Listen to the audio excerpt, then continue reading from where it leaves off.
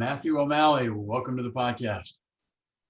Thank you very much. Happy to be here. I've enjoyed your previous podcasts. Seems like it's off to a great start, and really like what you're doing, within the stuttering community. And yeah, just happy to be here. I appreciate you saying that, man. Yeah, so quick background on you. You're from Scranton, Pennsylvania originally, now live in St. Augustine, Florida. You got an SLP bachelor's degree, currently working as a speech language pathology assistant, working early intervention, kids birth to 3. You have a master, I'm also a master's candidate for the SLP field as well. And you got my attention from some of your posts on social media. Sure. And you're definitely, whatever opinions people may have, you're somebody that clearly speaks your mind and you explain things in detail as to why you think what you think. And Yeah. I'm somebody that, just in all walks of life, I like original perspectives. I think people of all walks of life, not just in the stuttering community, everywhere, people in groups. So I think there's a lot of really good ideas that we don't hear because people think various thoughts that they have are too weird, and now people are going to think that's well, they don't share them, but you're one of those people that it shares, which I appreciate. Yeah, there's actually, that's a very interesting point about, kind of conforming to the group. There's a guy who, he's an MD, but he's kind of stepped outside of his practice. And he's become a thought leader on like human attachment and human connection, and also expressing and manifesting the authentic self. And his name is Dr. Gabor Mate. And what he talks about is people have to balance who they really are internally, who their authentic self is, what they want to express, with the attachment needs that they have in their environment. So, as you spoke to, like in conforming to a group and in, being hesitant to share an opinion that you might have, it's often out of fear of losing some of the attachments, or friends, or whatever word that you want to call it. A person will withhold themselves from speaking their authentic truth in order to please attachments around them. So, there's a value in both.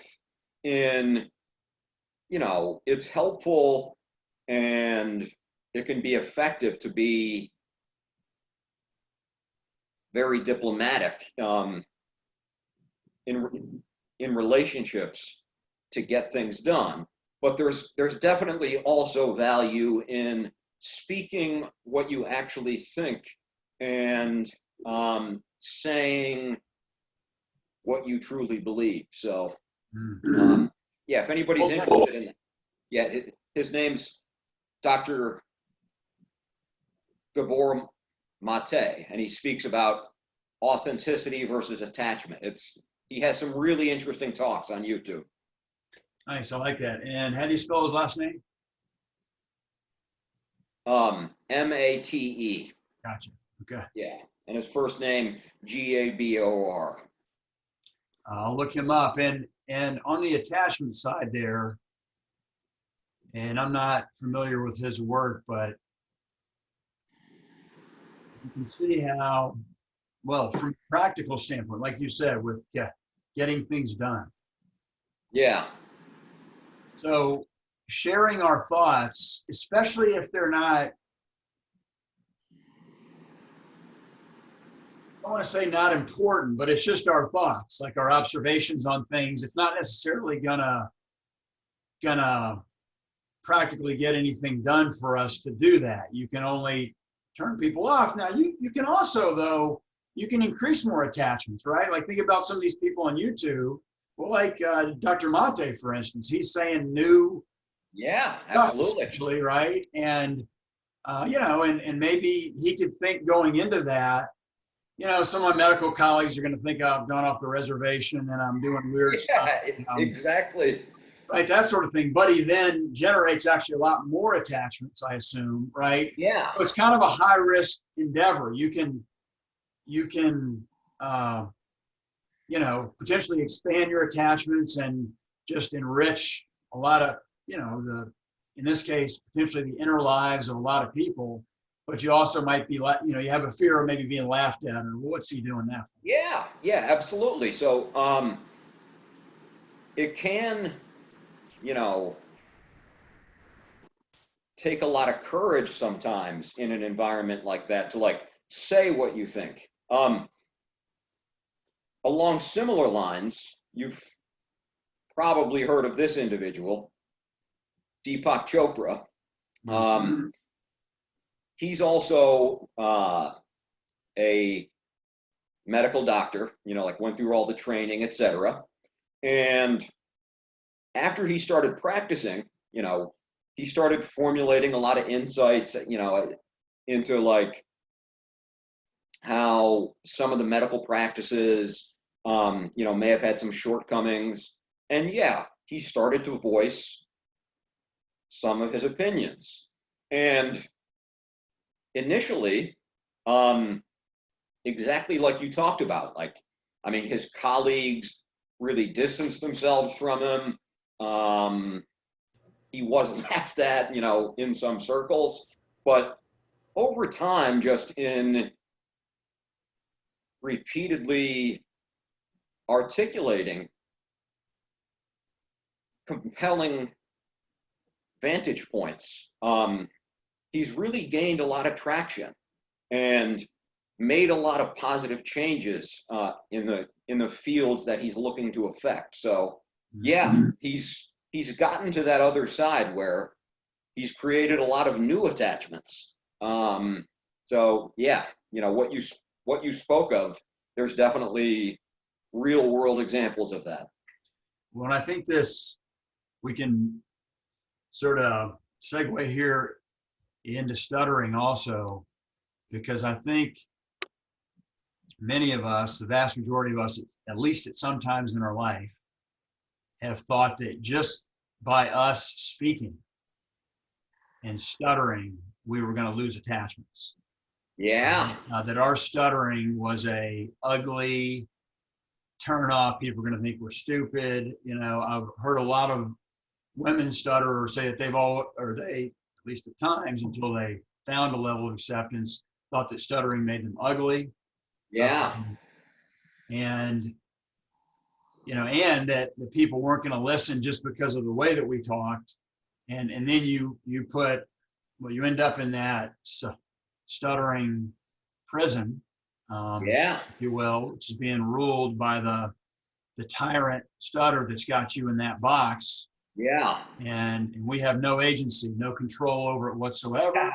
And that's, you know, that's kind of the ultimate, perhaps. I hesitate to.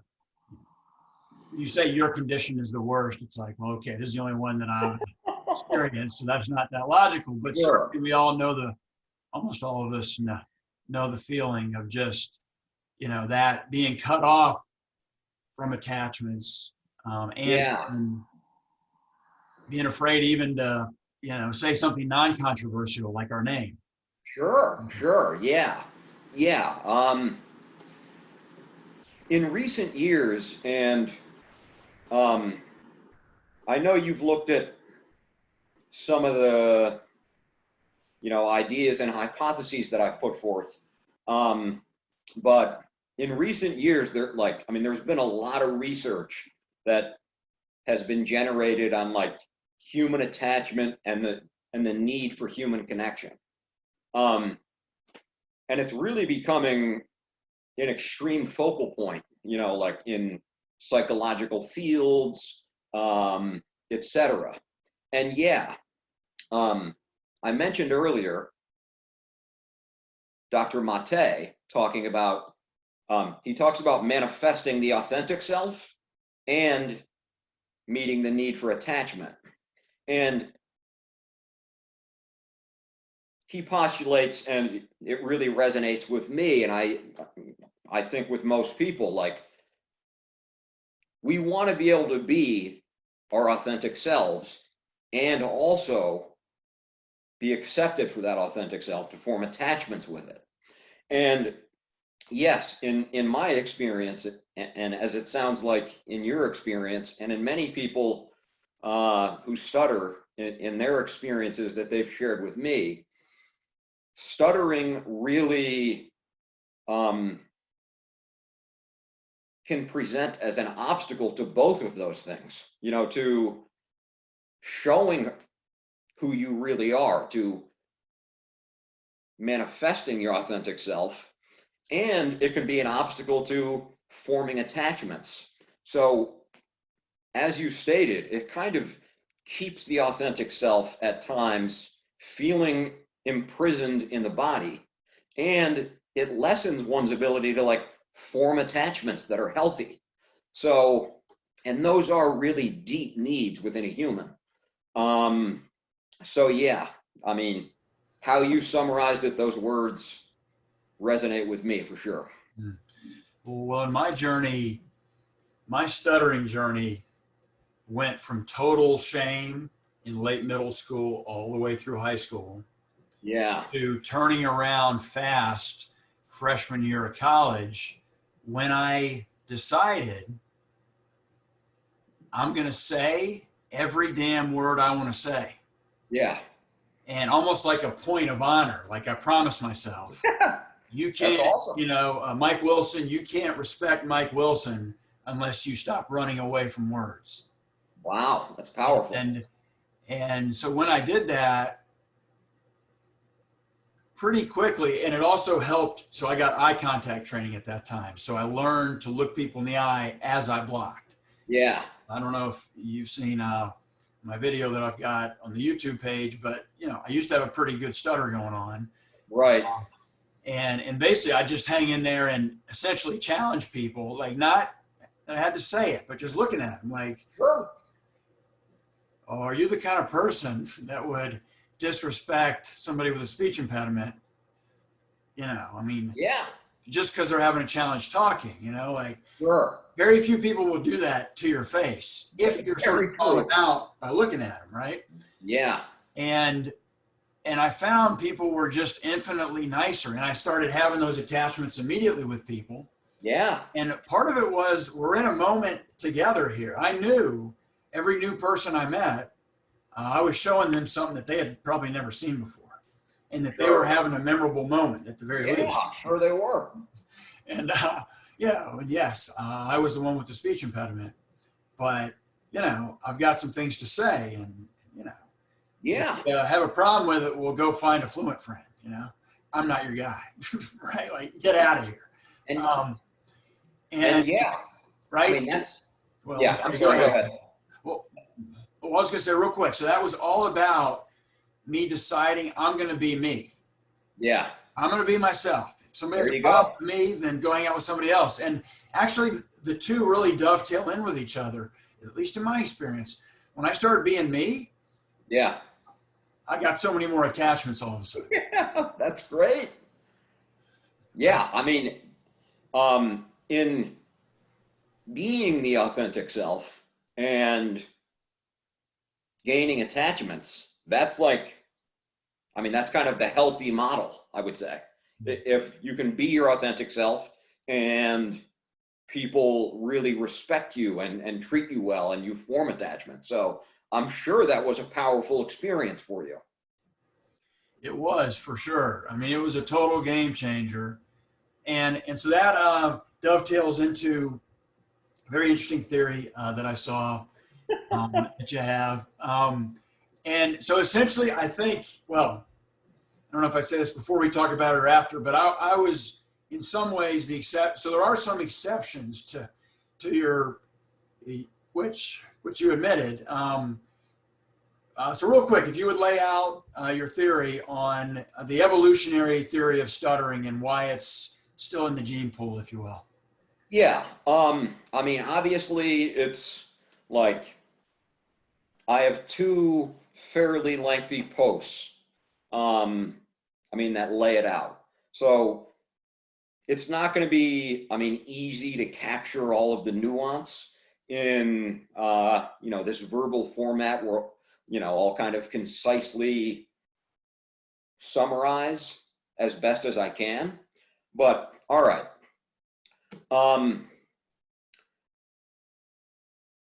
The evolutionary hypothesis, what partly started me down this line of inquiry was in listening to Dr. Mate. He talked about it's a survival need to manifest the authentic self, and it's a survival need to form and keep attachments. And when I heard him say that, I mean, I also think critically, and it didn't resonate with me that it was a survival need to express the authentic self. And I had already done a lot of research on stuttering, etc. And interestingly, the view that I came to based on, I mean, a lot of research and a lot of observation, of the human species as a whole is there's actually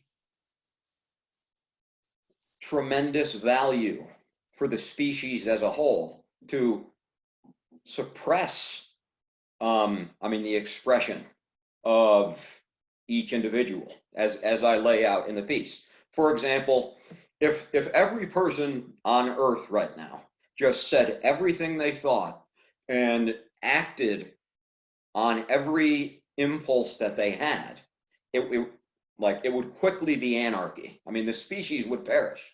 People would be screaming at each other. There would be violent outbreaks. So in order for the species to function as a whole, every individual has to be significantly suppressed in order to get that conformity with the group.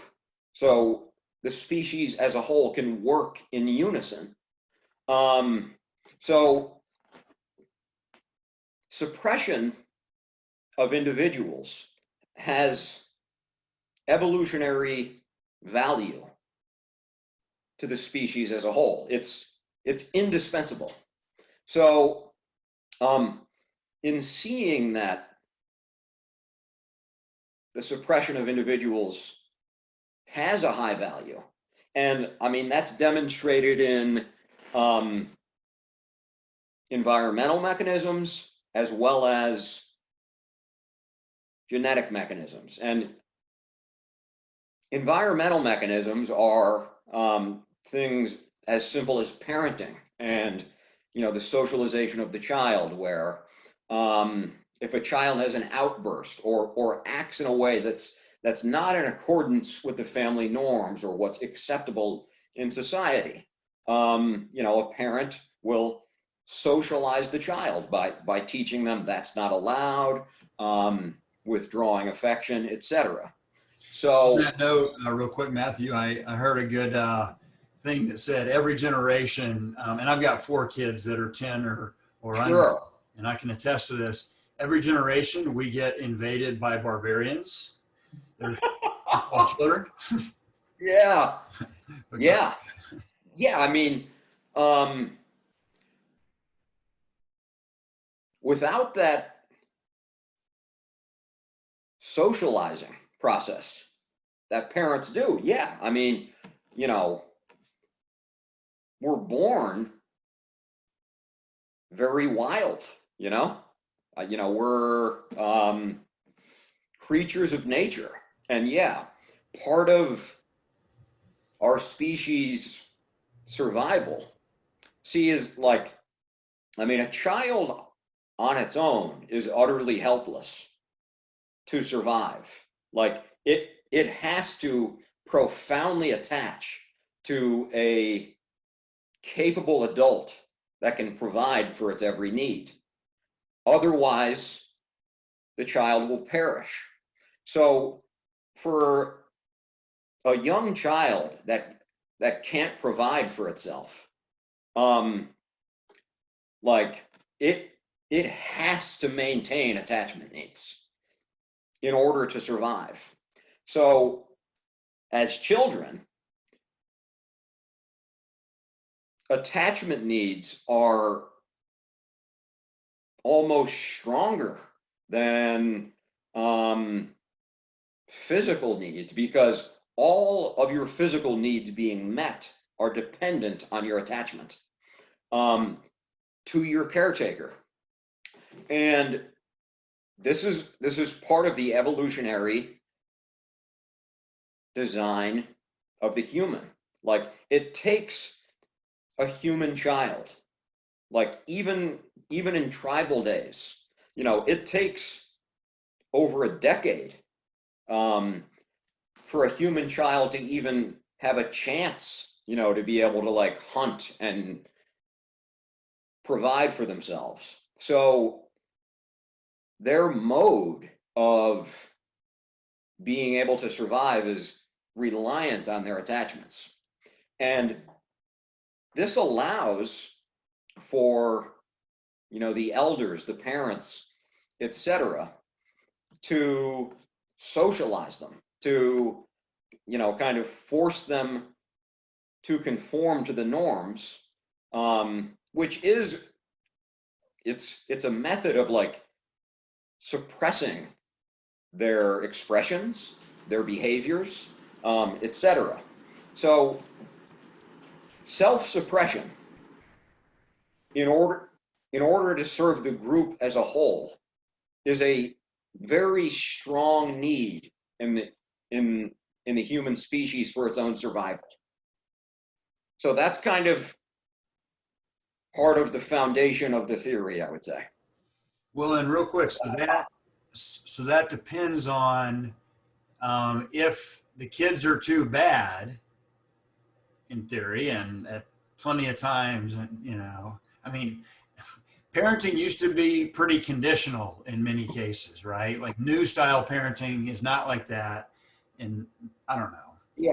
recent decades or maybe even centuries, it's more your unconditional love for your child. But a lot of more traditional cultures are like, kid, if you do X, Y, or Z, even into their, Yeah. some of the Asian cultures, for example, my wife is Indian, you know, for example, in India, until very recently, even now to some Yeah. extent, marry into the wrong caste, and that's really, Sure. so there's a lot of uh, the attachments from the child to the parents, for the parents are somewhat, I don't want to generalize here at Yeah. all, but in history, many, many Yeah. times, though, the love from the parent to the child was conditional on the child having correct behavior, which gave the parent a lot of power. Is that kind of where you're at with Yeah, it? yeah, and see, I would even say that in modern culture, like in the United States, and yeah, I mean, I come from a family, like, I mean, definitely, like, really supported my authentic self, my brother's authentic self. It wasn't like an abusive home or anything like that, or if I did something wrong, there would be physical consequences or something like that. But even in, this more unconditional love culture, um, when a child acts in a way that is not in conformity with, the family norms, etc., there are still consequences for that the child feels. For example, I'm not as approved of right now. Like my parents aren't happy with me. Yet they still love me and they're not going to abandon me, but I mean, they took away my Xbox, or I can feel a subtle vibe from my mother that what I just did, she disapproves of. So even in these more mild forms of kind of withdrawal of affection or punishment, maybe, you know, being put in timeout or whatever, these are the more kind of acceptable norms today of socializing the child to get them to conform. And our societies have places for people that don't conform enough to the norms, and we call them prisons. So people that, yeah, like, have not suppressed enough to, you know, kind of meet the norms for society to function. They have to be taken out of society in order for it to function. You know, and in order to protect the liberties of others, obviously. You know, that's obviously a very nuanced topic, but when somebody is not suppressed enough, there's a place we put them, you know?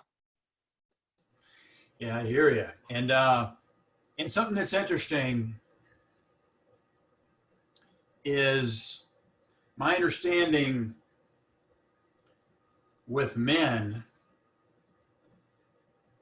I think around the world, they're more represented both at the very top and at the very bottom of society, right? So the vast majority of prisons, right, I think around the world are men. Yeah. The vast majority of violent crime, for example, is committed by men. And men are also perhaps more often shooting for the stars. Like, I'm going to start Facebook, I'm going to start Google, I'm going to start Amazon, I'm going to be president, I'm going to, you know, take over the world, sort of thing, like, you know, Napoleon complex, or, you know. It's a little, you know, and so you see this, and then in the middle, you know, and this is obviously, these are generalizations. There's lots of men in the middle. There's, you know, increasingly there's way more women at the top. Not that many women totally at the bottom. Even in, you know, my understanding in low-income American communities, women in general are doing way better than men. So there's, but is there a gender component at all there? Yes, and I mean, I first just want to state, yeah, like, you know, obviously there are a lot of movements on the women's end, and rightfully so. You know, in the workplace, equal compensation, etc. So I do just want to give voice that, you know, I'm very supportive of all, you know, all of those movements for equality, etc. And there's definitely reasonable and just cause for them. Yeah, I mean, there are areas in society as well where, I mean, men have some disadvantages, you know, like, I mean, generally it's not as acceptable to be as expressive of our emotions. So, you know, kind of going back to authentic self, you know, it's not as acceptable for us to cry or express negative emotion, etc. So I get that's, you know, kind of going off into, you know, a whole nother area, but in terms of the question about, you know, the male component to the evolutionary theory, as you probably know, the ratio of males to females that stutter is approximately 4 to 1. There's various studies, you know, that seems to be the ratio that's most often cited. You know, 4 times as many males stutter as females. And, you know, pre-civilization, which is, you know, which makes up the vast majority of human history, you know, are tribal societies where there's a lot of value, like in physical strength, in the ability to hunt, etc. So in those tribal communities, males, you know, often did kind of occupy the roles within the hierarchy of the tribe. You know, where a tribal leader would be male. And yeah, you know, there would be competition among males for who was the leader of the tribe. So men evolutionarily have kind of competed more in the, like, in the hierarchical elements of the human species. And yes, as part of the evolutionary theory, it's interesting to note that far more males stutter than females, because males are the ones that traditionally compete in the hierarchy. And as the evolutionary theory or hypothesis on stuttering goes,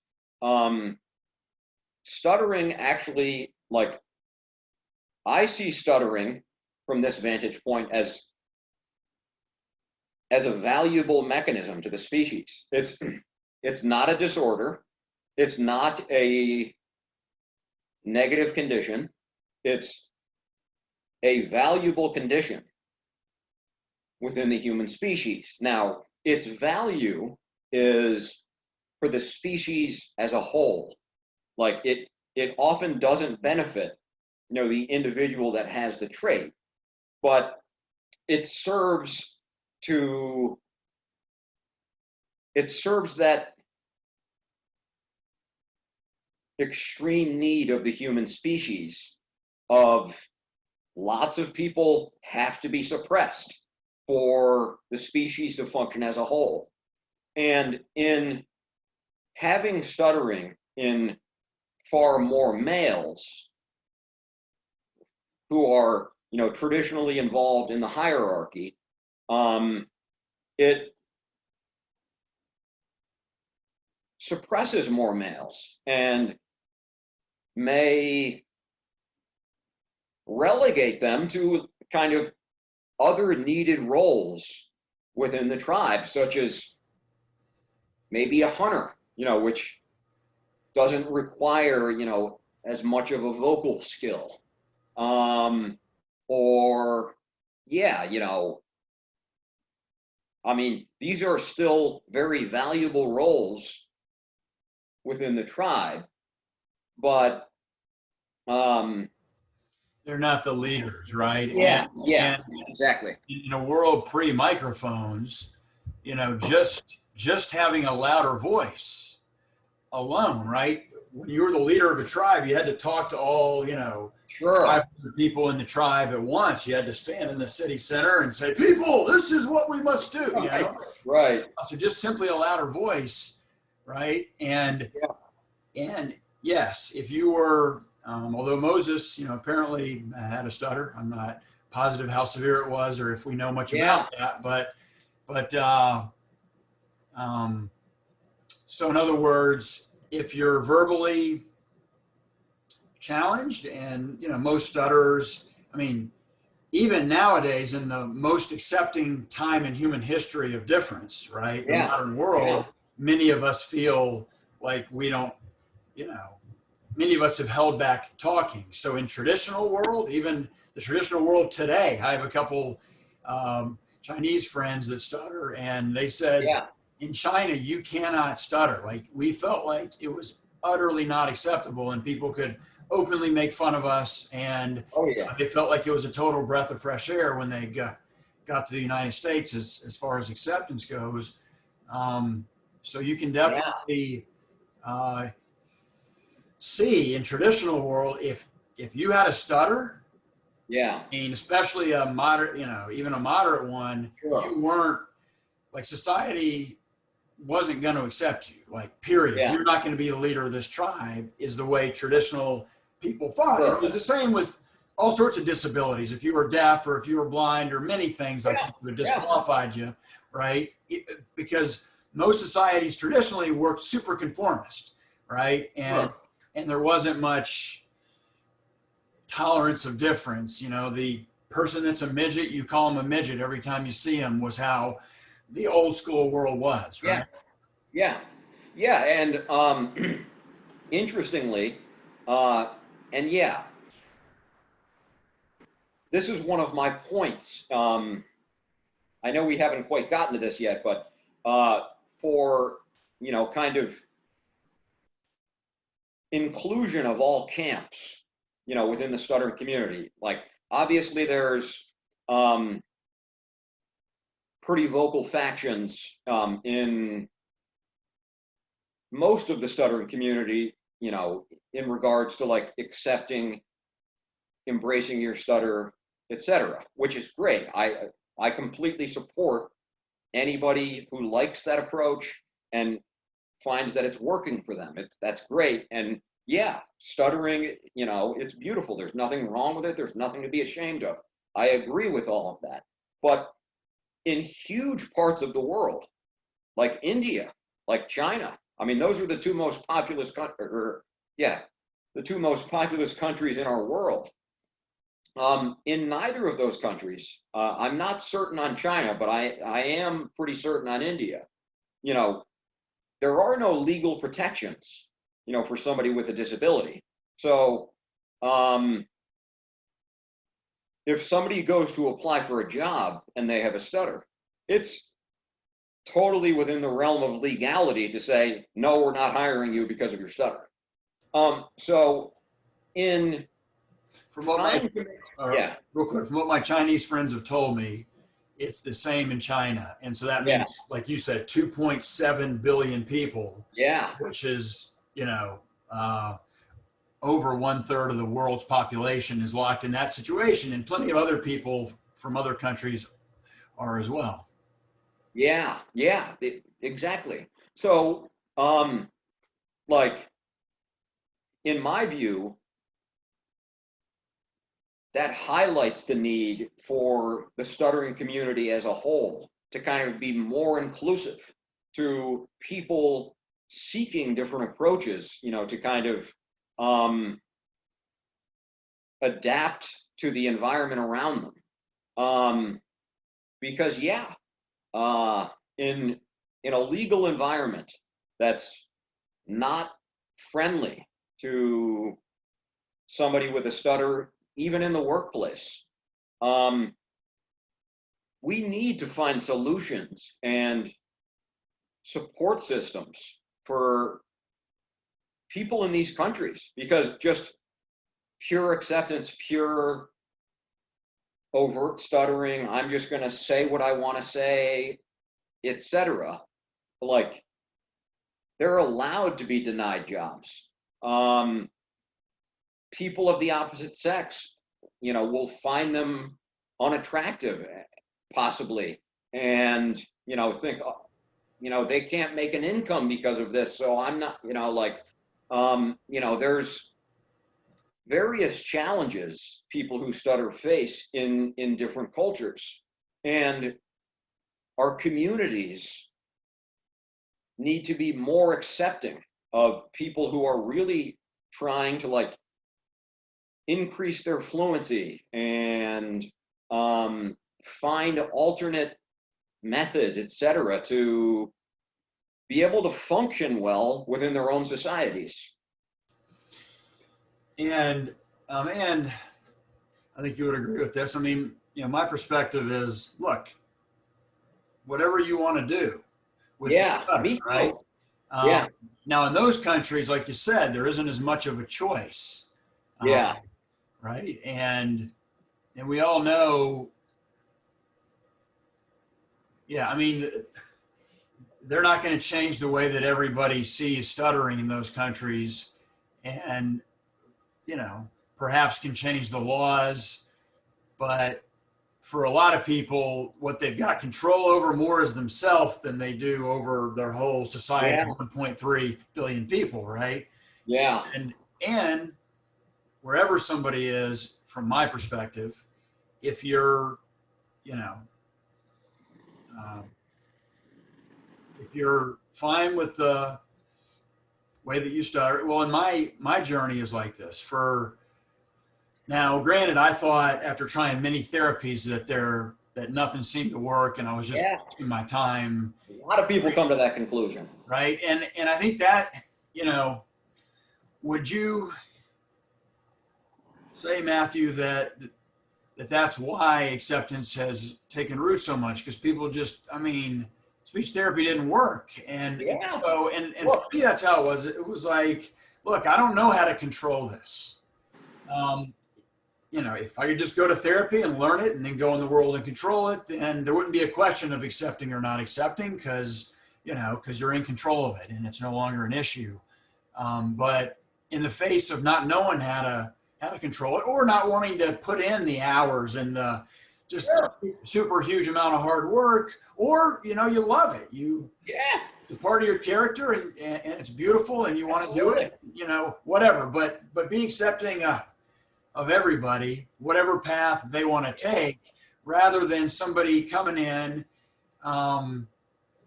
and being basically afraid. And I don't know. So just like so many things, it seems a little bit more hostile on social media sometimes. Yeah. Is when you're like in a Face-to-face is Zoom, harder to be. right? Yeah. Like, as compared to being in a Zoom group where it's sort of face to face-ish, you know, that. Yeah. Like, I mean, social media in a lot of ways, and like comment sections, like it does show kind of, you know, the darker side of humanity. Like when you interact with a person face to face, you're kind of just automatically forced to like see this human being like you know? And as a result, I mean, the amount of respect and the quality of treatment of that person is much higher. Whereas, yeah, you know, when it's on social media, you know, it's not as clear almost in the unconscious mind that like I'm interacting with like a valuable, fragile human soul. And yeah, it would be great if people could become more cognizant of that. I agree, and that goes way beyond stuttering, obviously. I We're mean, getting into some interesting avenues here. we are. I'm very tempted to start another podcast that's just exclusively talking about how social media and the way that we talk about these sensitive subjects on social media, on comment boards, and then the media largely reports what there's a firestorm today on social media. So that firestorm comment section seems to drive our whole public discussion on so many subjects, and it's not helping us, because we're getting further, various groups are getting further and further apart from any kind of seeing eye to eye, you know? Yeah. That's another subject, so beyond stuttering. So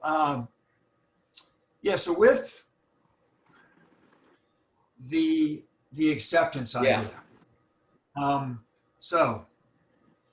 And I couldn't possibly agree more that we have to, and for me, what I had to accept about my stuttering was that it did not make me inferior. Absolutely. It sure is. And right. And that I, you know, that what I had to say was important enough for me to say it. Yeah. And, you know, people just, you know, like I said, if you have a problem with my stutter, go hang out with someone else, but I'm not just gonna shut myself up just because I was born with a stutter, right? I didn't lose my First Amendment right Yeah, absolutely just not. because I was born with a stutter. And so that for me was the acceptance that I needed. And then I felt like by going out in the world, and I remember at Florida State, not long after I found that acceptance and basically, just decided I was going to say what I wanted to say. I remember raising my hand in class Wow. at Florida State with those large lecture halls Yeah. with however many people, 150 people, Wow. whatever, asking my question, stuttering away, looking around from person to person, looking at the professor, basically challenging people. But I knew I was blowing their mind. I mean, I Yeah. knew that they had never seen anything like Yeah. this. Looked like a guy that would just stand up in front of 150 people and stutter away. Like I knew that it was a shocking moment for them, and they probably remember it, Yeah. better or Well, worse to this day. and yeah, no, I mean, that's a profound thing that you did. Um, and yeah, I'm sure it is a memory that sticks out to them. And, it's definitely an act of courage to just be your authentic self, in the exact form that you are at that moment. Mm. And I want to speak to some of this a little bit, in terms of acceptance. And yeah, okay, like as you alluded to, I forget if this was on air or off, but like stuttering in childhood, it can be really traumatic, and it can instill really deep wounds, uh, unconsciously. Where yeah, like especially like in family systems that like weren't at all welcoming to the stuttering, they punished for the stuttering, and then you go to school and it's the same thing, they're trying to train you to fluency, um, etc. So, like, in regards to the acceptance movement and the sensitivities, um, of the people that are really strongly in the acceptance camp, like, I have a lot of respect for where that's coming from. And I really honor and kind of admire the warrior, that is inside each of them that kind of endured those experiences. Um, and I really want to honor that and give voice to that. And I'm very cognizant of that. At the same time, I think, and it can instill a sense of inferiority, which in my opinion is false. Every person is equal. Every person is valuable, is equally valuable, no matter their traits, no matter anything. So everybody has,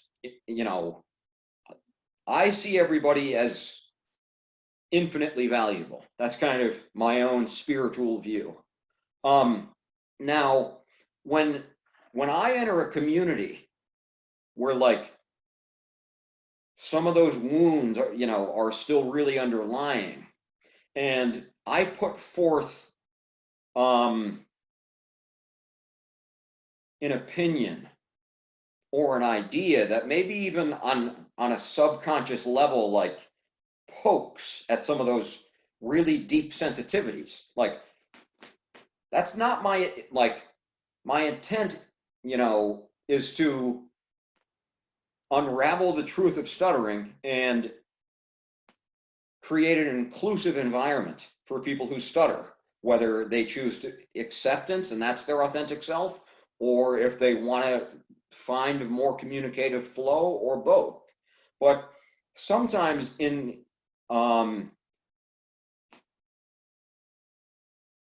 advocating for some of those positions, those really deep wounds that come, from poor treatment due to stuttering, people trying to force them, to be fluent, that gets triggered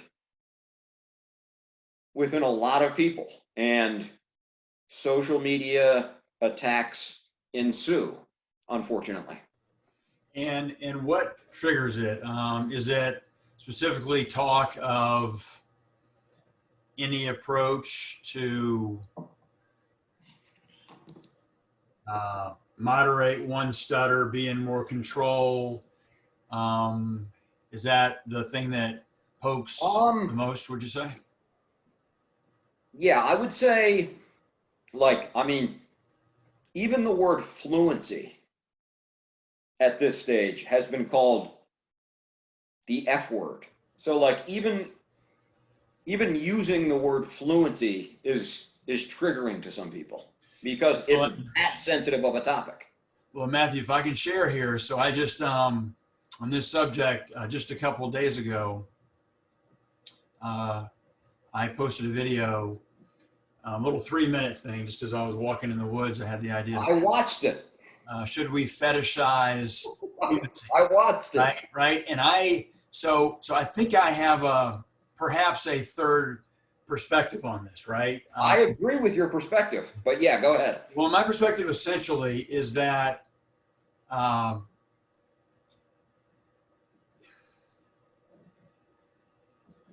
for example, when you're shooting a basketball, Sure. you're too obsessed with whether the ball's going in or not, I agree. then it's going to be really hard, especially if you're afraid of missing, right? Yeah, totally. You're nervous about missing. So if you're like putting pressure on yourself to be 100% shooter in basketball, then you're probably going to, be a horrible shooter because you can't go out there and play and not make mistakes. You have to learn to be fearless, right? Yeah. And I think that fluency for a lot of us, myself included, was put on some heaven-like pedestal, right? Where we were just, if I were just fluent. We've all, I don't want to say all, but 99, I swear to God, 99+% of us, and growing up, we're like, if I was just fluent, I would be perfect. I mean. I was that way too. Yeah. Totally had it on a massive pedestal. Right. And I think some SLPs, I got it. And I talked about this on the episode I recently released with Scott Yaris. I got it from speech therapists as a kid too, that the goal was fluency. Like, use this technique, go back into class and use it if you should do it. Right. And then when it would fail, I'd be like, what's wrong with me? Like the professional said, I was supposed to be able to come back and use it, I know. And that's, like, children blame themselves. But yeah, it is a condition that they can't control. So it becomes this self-abusive cycle. Oh, this smart professional is saying, just be fluent, and I can't do it. What's wrong with me? So, I mean, that becomes the child's thought cycle, which is really a poor outcome of treatment, which is why it needs a lot of changing. Yes, and I think and from what Scott was saying, it has changed a good. Yeah, it has a lot. Although he said there's still very differing opinions and different camps in the SLP community as well. So for me, and the reason specifically, so if one is looking to struggle less, I think that phrase perhaps is from what I've seen from different conversations, that phrase, struggle less, is much more acceptable. I like that. Right. And I think, I do kind of think, and as I said, I do think fluency is not a dirty word because getting control is a bad thing, right? It's a dirty word because in our mind, we had so fetishized fluency and that was linked with how we can become a full version of ourselves, linked with our self-worth. So I think the way that we thought of fluency, and I mean, obviously I'm generalizing, but the way that so many of us thought of fluency in our head is what makes it a dirty word, not the fact that getting control is a bad thing. Hey, and look, I second that notion. Like aiming for perfection, aiming for complete fluency. That that's not a suggestion I would make to even somebody who wants to gain more flow in their speech. I totally agree that having, perfect fluency as, what you're aiming for is counterproductive to getting the results that you desire. So I don't disagree, with the excellent points you're making, I would say. And from the standpoint of, of how to think about it, right? So then it becomes, so where does one go if they want,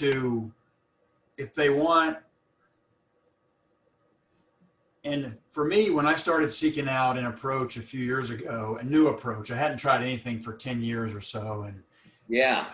had been doing other stuff. I started my dental practice. I grew it, up to 5 locations, and, started a family and had 4 kids, so I was busy doing things.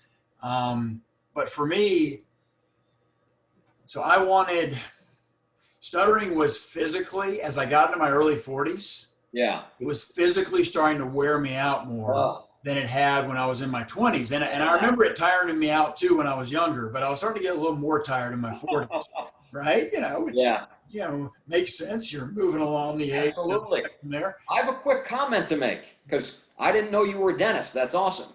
Now, stuttering does run in my family on my mother's side. And my uncle on my mom's side is a person who stutters, and he's also a dentist. Gotcha. That's awesome. Interesting coincidences. Sorry to interrupt, but go ahead. No worries.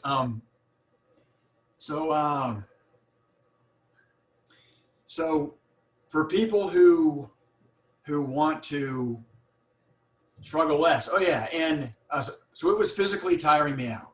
Yeah. Literally. And I remember having a conversation with my 94-year-old grandfather before he passed away, and I was doing like an oral history. I just wanted to record, his memories from childhood and his parents and grandparents, and lots of his memories and stuff. And he lived through a very interesting century, the 20th. And so we probably chatted, and I recorded it for about 4 hours. Well, he's 94. He's within a year of dying at that point. And just could chat. Wow, that is very interesting. Right, and I was just utterly exhausted after 4 hours of battling. Syllables like that. Physically wear you down. Totally. And so I, in general, I own businesses. I believe in efficiency in general. We're only alive for so long. We only have so long of a life. Let's not waste too much time doing, whatever. Yeah. Be efficient at what we do so we can live a more full life, Yeah. And so stuttering was wasting a lot of my time. So I thought about it, right? Yeah. Not that, and I didn't feel inferior at all. I didn't hold back. I said what I wanted, but it did get a little bit more severe for whatever reason from 2013 to 2018. Sure. And that was, and just with my kids too, they're all growing up. Words are like nourishment. There were just reasons that I just wanted to struggle less. It wasn't about, I wanted, that I didn't, that I thought the stuttering made me less than or any of that stuff. Right. And so the question then becomes, let's say the position I was in, well, are you craving fluency, or are you craving just to not struggle as much, just to not spend as much time, as much physical energy, as much time on stuttering? And so I had to start thinking about it. What really worked for me from a mental standpoint was thinking of it like a sport. Yeah. Where you're gonna make mistakes. Sure.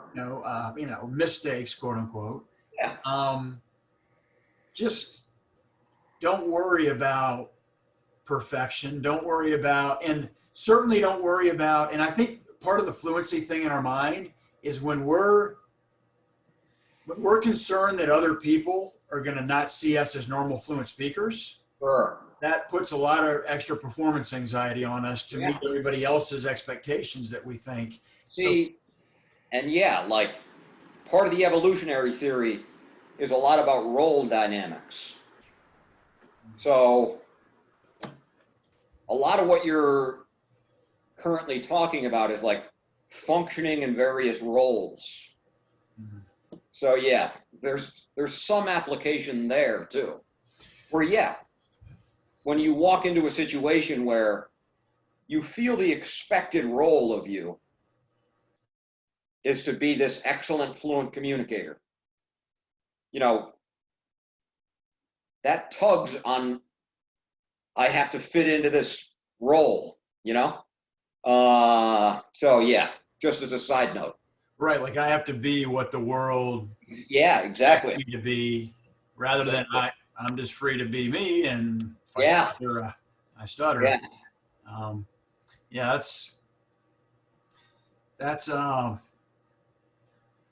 well, and that gets back to what you were saying, right, with the hierarchy.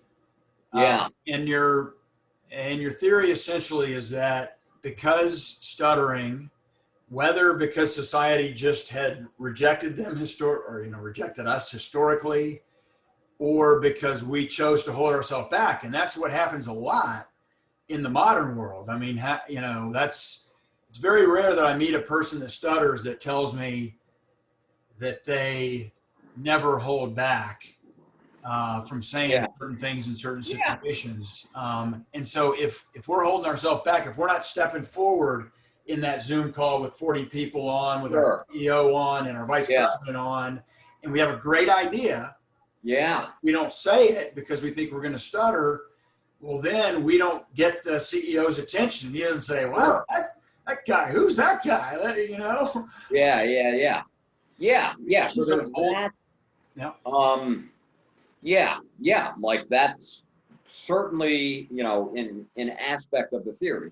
And as I've noted in the post, it's not like it makes it impossible to rise extremely high on the hierarchy.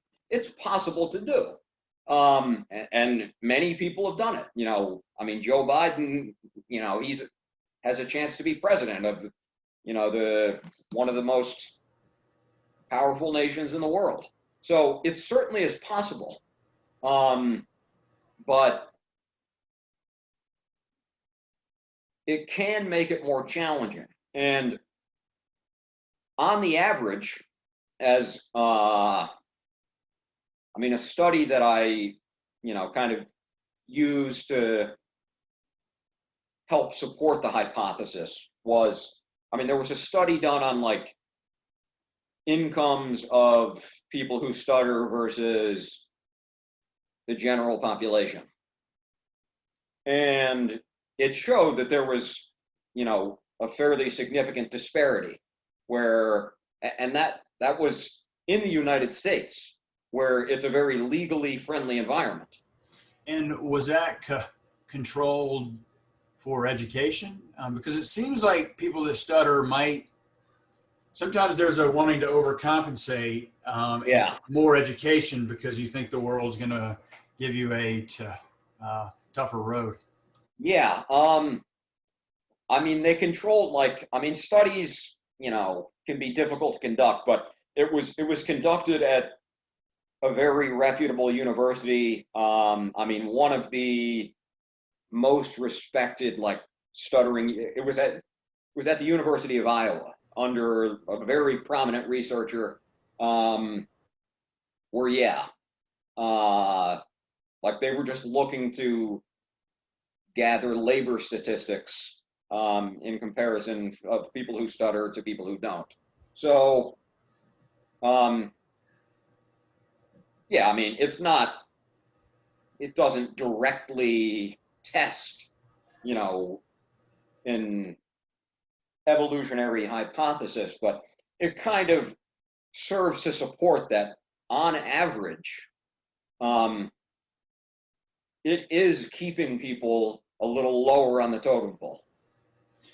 Right, and so it's probably impossible to tease out how much of that is due to discrimination against people that stutter, and Right. how much is due to people that stutter just not putting themselves out there in the first place because of guilt and shame and Yeah. that kind of stuff. But at any rate, the net effect is, and would you say the overall theory says, look, there's a few less alpha males because a lot of those people that stutter that might have been alpha males if they hadn't had the stutter are now not alpha males in the world, and therefore there's fewer alpha males, killing each other and battling for the chief position, that sort of thing. And so the stutterer goes out and becomes an expert hunter. So he's like, all right, I'm not going to go the verbal path. Yeah. That's not my Yeah. bag. I'm going to become the best damn hunter in this village or whatever. Yeah. Yeah. Um, I never hate to like encapsulate, like, I mean, there's a lot of nuance to the hypothesis, but yeah, that got at some of its points, I would say. Gotcha. And see, this is also interesting. Like, as as the human species has like moved into civilizations, um, the the way to assert dominance and to uh, move up a hierarchy, like it's no longer about physical prowess, really. It's not like two males fight and whoever wins is the alpha.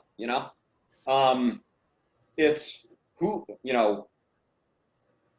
can verbally kind of outduel the other person. As shown in like in a presidential election, they have debates, to see, to kind of compare the two candidates. They don't have them fight; they have them verbally spar. So interestingly, more and more emphasis in the civilized world, where like physical prowess of the male has a lot less value. What it offers now is like you can be good at a labor job. You know what I mean? If you're physically strong, which pays a lot less than a medical sales position where you're like smooth with all the doctors, etc. And I would also say, on the male women front, like, I mean, the fact that society, like humans are now in civilized societies that really devalue any kind of physical confrontation, like verbal prowess is how you rise in hierarchies, which in in my opinion, and I also think according to studies, women are actually more adept verbal communicators. Like, I mean, their language develops earlier than boys, their speaking abilities develop earlier than boys. So I actually do kind of think that the future is female, because their strengths in general are um, are more valuable than what male strengths are, which is like physical strength and prowess. So yeah, I mean, I do think women are really going to rise in how cultures are currently set up. Well, and they're vastly outperforming men as far as getting college degrees, for example. Yeah, they are. I don't want to say vastly, but I want to say it's Yeah, like maybe 56% to 44% or something like that in the yeah, U.S. yeah. I mean, they're definitely getting more college degrees, and um, in some of the more progressive countries, like the Nordic countries, like Sweden, Norway. Not a Nordic country, but New Zealand. They have female presidents and prime ministers, and those countries are flourishing. So yeah, I think things are going to trend towards female leadership in the long run. It's definitely possible for sure. I mean, it's impossible to predict the future. Yeah. And there are still, some advantages, like which, gender has to have the babies, right? Yeah.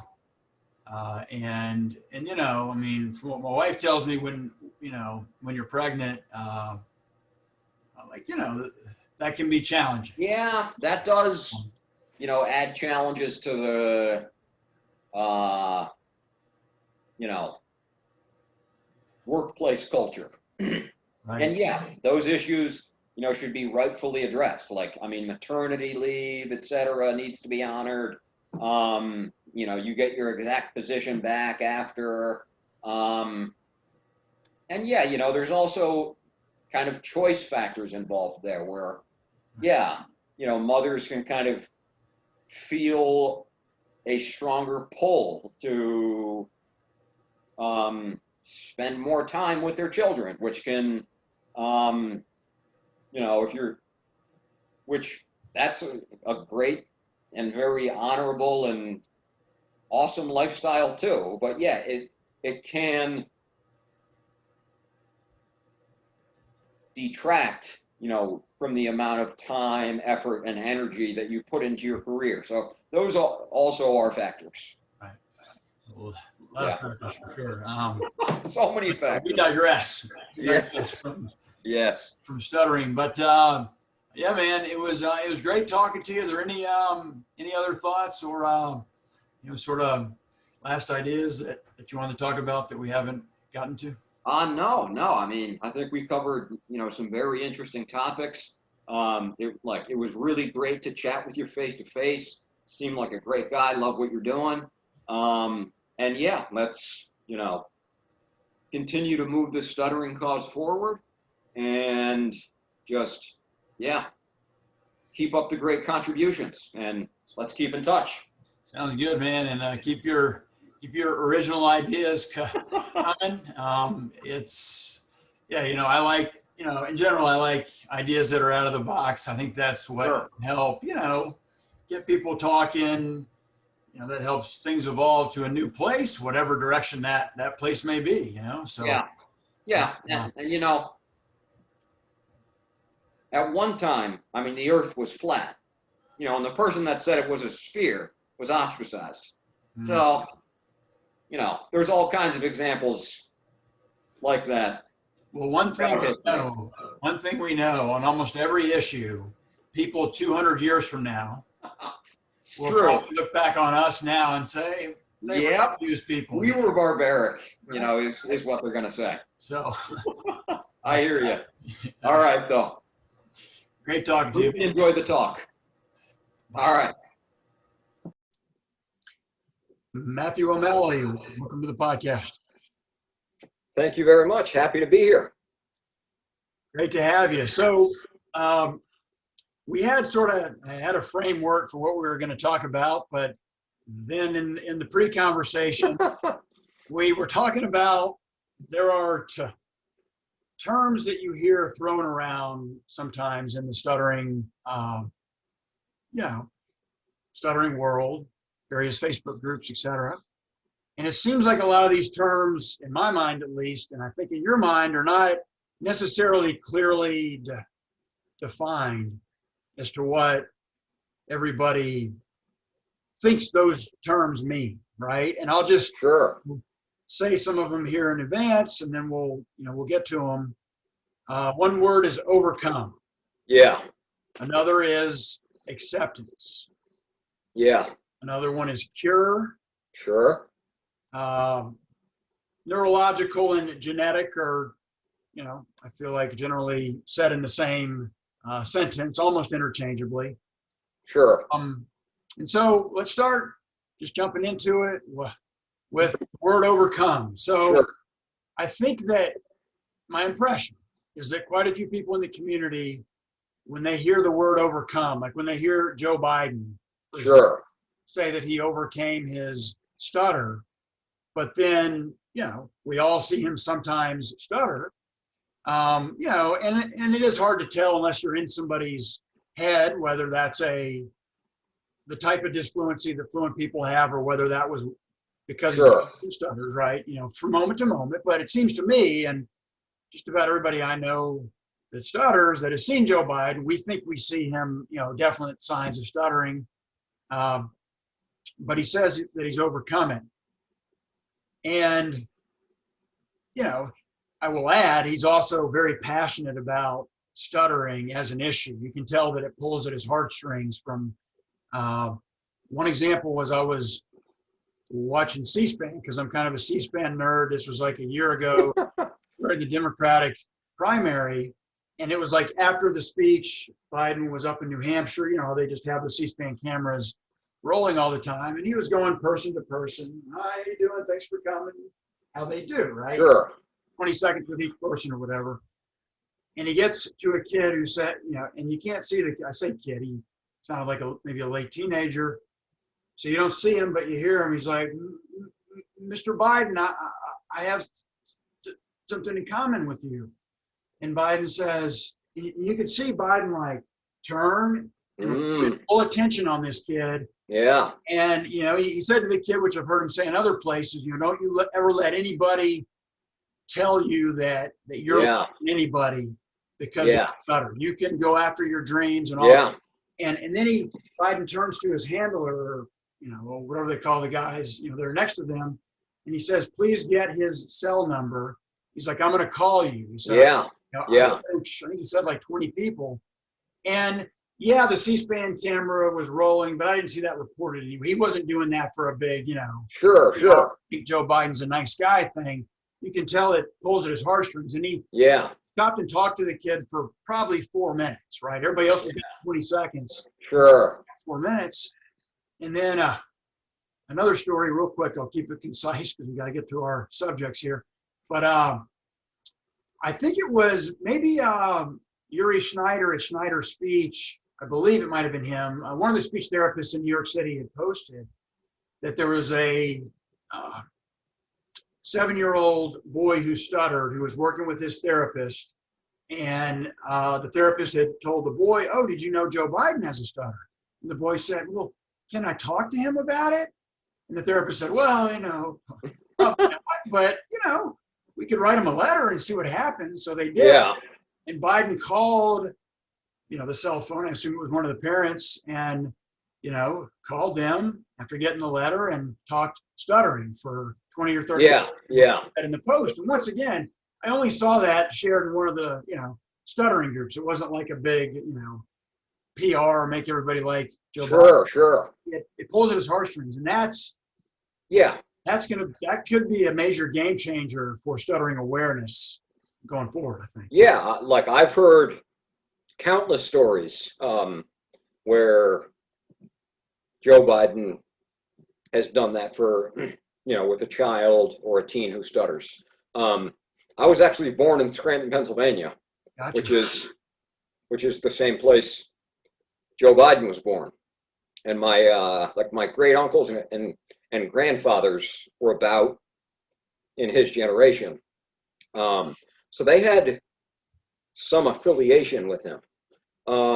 And one of my great uncles, he's an acquaintance of him. And, I told my great uncle a little bit about my story with stuttering. And he told me, yeah, Joe, he stays in contact all the time with about 20 kids who stutter, just to call them, encourage them. So I think it's just, it's something he does very regularly. So yeah. Yeah. Cool. Yeah, he clearly well, I think it's from my own experience and knowing other folks that stutter, I think it's probably because he felt the full pain of stuttering as a kid. Oh yeah. And I was actually, this is off the other stuttering subjects that we were going to talk about. So I was listening to a podcast a couple of days ago, and I forget who the author was, but he's just finished a biography on Biden, and he was on the Ezra Klein show. And this Biden biographer said that he thinks Biden's stutter is perhaps the central thing that explains the arc of his life. Because Biden struggled with his speech a lot. And then he, from what Biden says, from what I understand, he, and we'll get to that word overcome. Biden uses the word overcome, right? Says that he overcame his stutter. But he basically memorized, I think, a bunch of speeches from the likes of Abraham Lincoln and Winston Churchill and just practiced them over and over in front of the mirror. So he became a master speech giver, learned, to pause. He says he Sure. writes lines, Yeah. whatever, 5 words or whatever it is on his speeches. But anyway, so he went from somebody who felt like he was seriously held back verbally. And then by the time he got elected to the Senate when he was only 29, he was known as like a really good orator. Like that was his skill. Most people didn't see him as having much substance at that point, just kind of a young, ambitious kid, but he was a great orator. Yeah. And so, I can see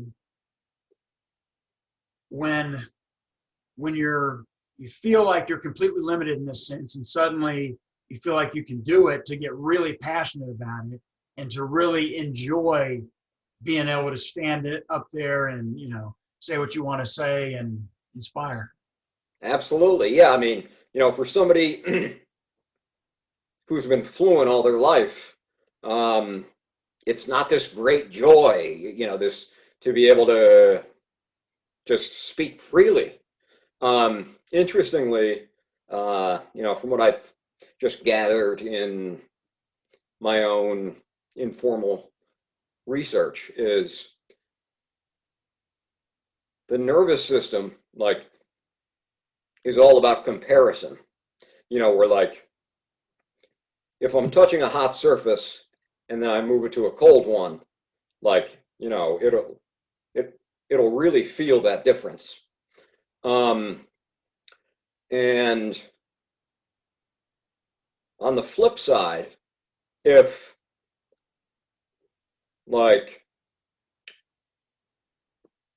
I'm getting no change in my environment, the temperature is staying the same, et cetera, your body just kind of normalizes to that. And then, the nervous system is designed to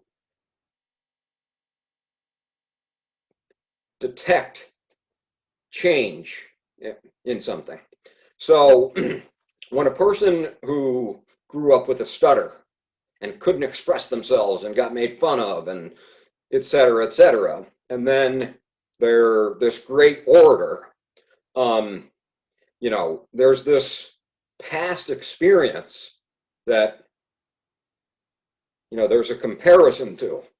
And obviously, once he becomes the great orator, after having the, painful and strugglesome experience, of stuttering and, not being able to express himself, that can be a very intoxicating and empowering change.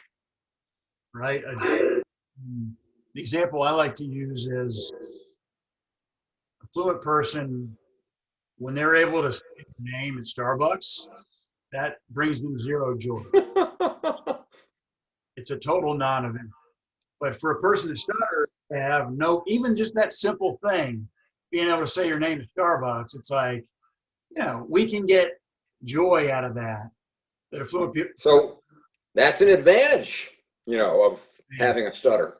Well, You can get some joy. yeah.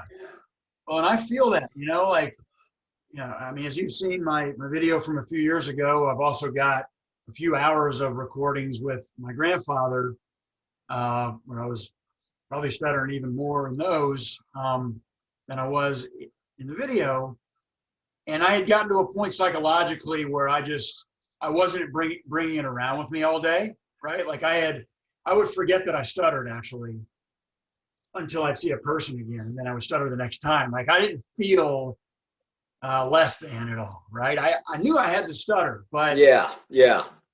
but I chose to think of it as, I don't know, hopefully this doesn't sound cocky, but I chose to think of it as, look, most of these people on this planet, if they would have gotten this speech impediment, Yeah. would have been achieving a lot less. So I actually sort of felt,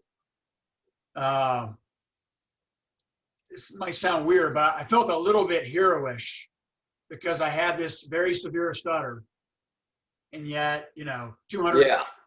220 fluent people worked for me, that sort of thing, right? And I wasn't necessarily going around like thinking that, like, but Yeah, sure.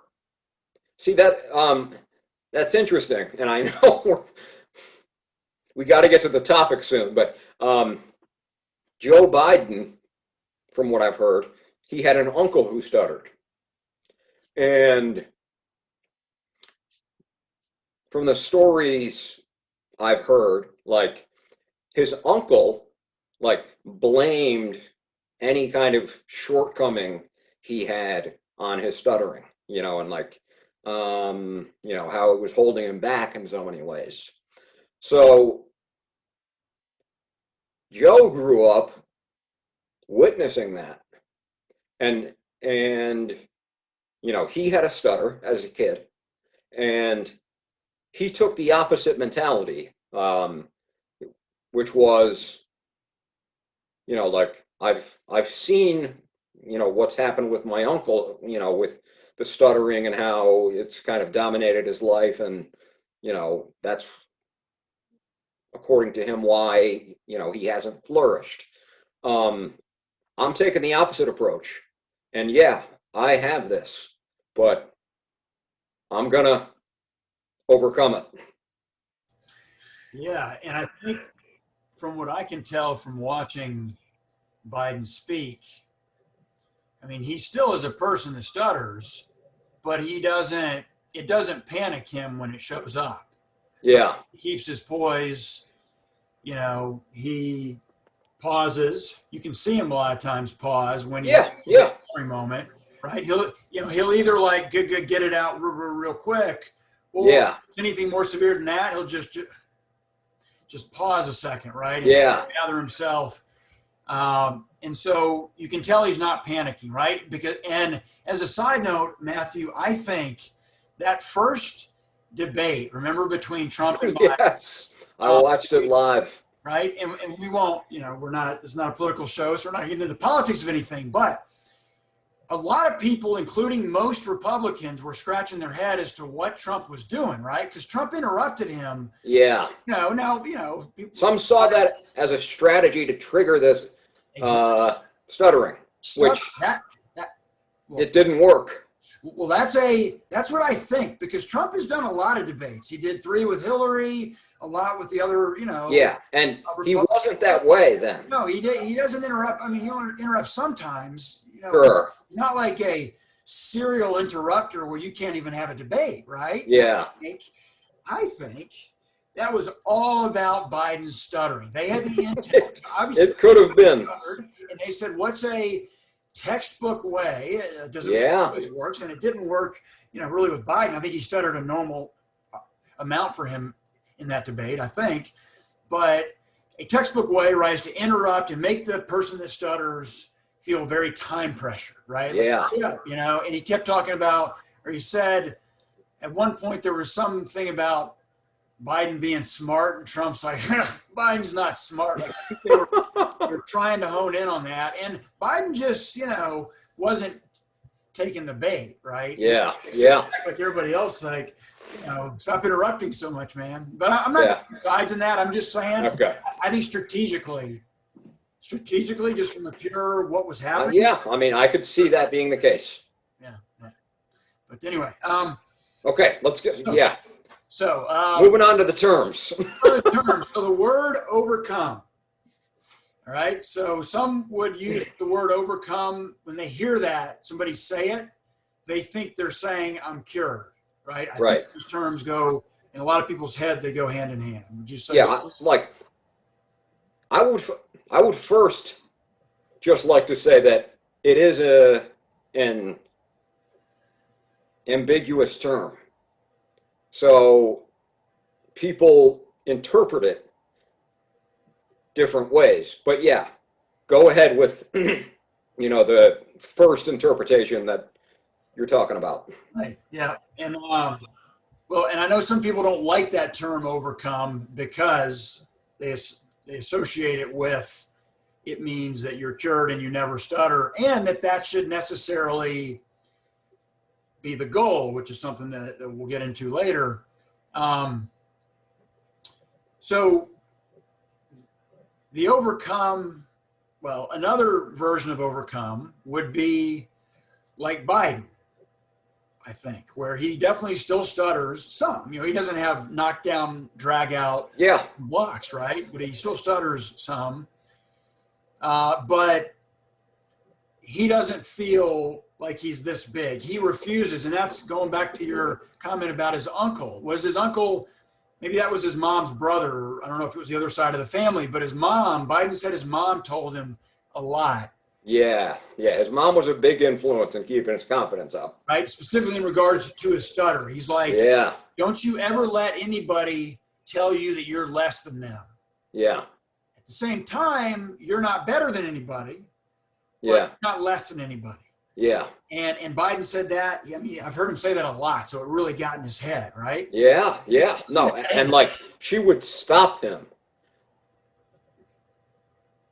look him directly in the eye to like really drive the message home that like this stuttering is not what defines you. You're incredibly smart, you're incredibly talented, you have so many abilities, because I'm sure she was aware that like, in the school experience, etc., he's probably getting some feedback that, as a child, you would internalize like something's wrong with me, blah, etc. So it seems like she was trying to, in a powerful way, and coming from a powerful figure, as a kid, I mean, your parents, you believe what they say, like they're your authority figures.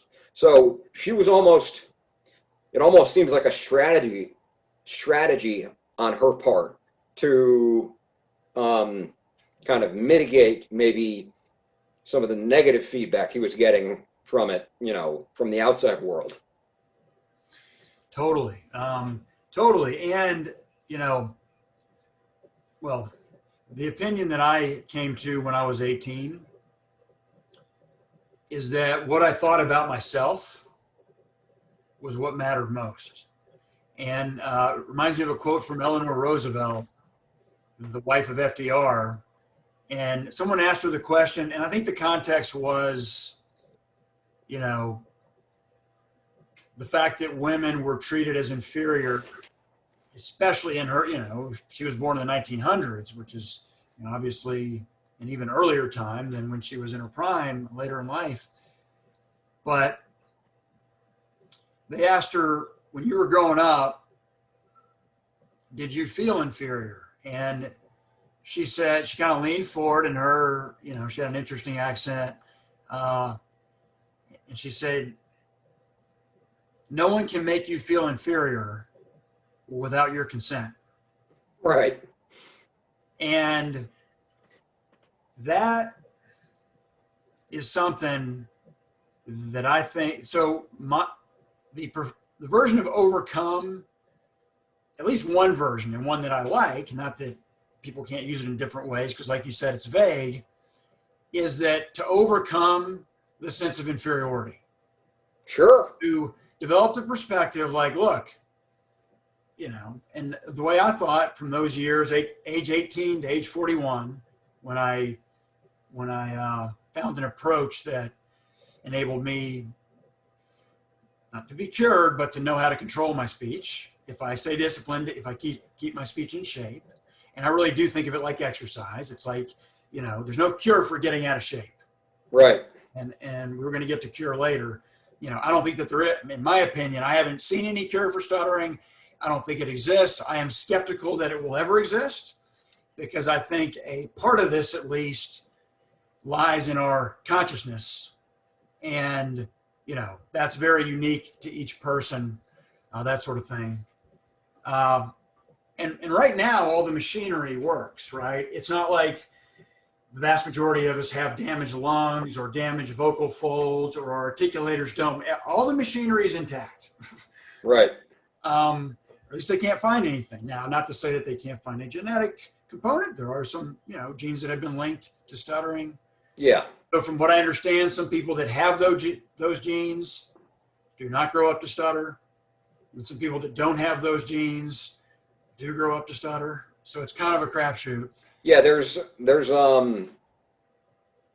identical twin studies where one twin stutters and the other one doesn't. Obviously they have identical genes. And there's in one of the stuttering textbooks, that's used at universities, there's a chart showing, some of the major studies that have been done on identical and fraternal twins, and like how often they both stutter. And in the chart, like on the identical twin one, I think if you add up all the studies that they use, like there's probably like 15,000 cases that they counted. And it was approximately, and this is approximate, I don't have the book out, I would say it was approximately 60 to 65% of the time, both identical twin stutters. And I would add that what's also interesting about identical twins is, they share an extremely similar environment. So since environment obviously plays some role in bringing out the stuttering condition, identical twins who share almost identical environments, like if they didn't share identical environments, might that 60 to 65% drop even more? So yeah, there's definitely a genetic, there's lots of studies on it. There's a lot of neuroimaging showing some brain differences in people who stutter versus people who don't stutter, etc. So I understand that. yeah. They don't know. They don't know. What I understand, whether like it's a chicken or egg situation, right? Was it because they stuttered? Yeah, they're still trying to figure that one out. I think at Michigan, the professor there, has been conducting studies on children prior to the onset of stuttering. I don't know how many she has, let's say 400, expecting some of them to start stuttering. And there's brain scans done on them pre-stuttering. And then there's, for the ones who develop stuttering, they do another brain scan. And then they also look at spontaneous recovery. So for the ones that develop stuttering and spontaneously recover, after spontaneous recovery, they do another set of neuroimaging, partly trying to solve that problem, chicken or the egg. So it's a good study. I'm not sure if it's complete, or if the results showed anything profoundly significant. That's something I'll look into in the near future.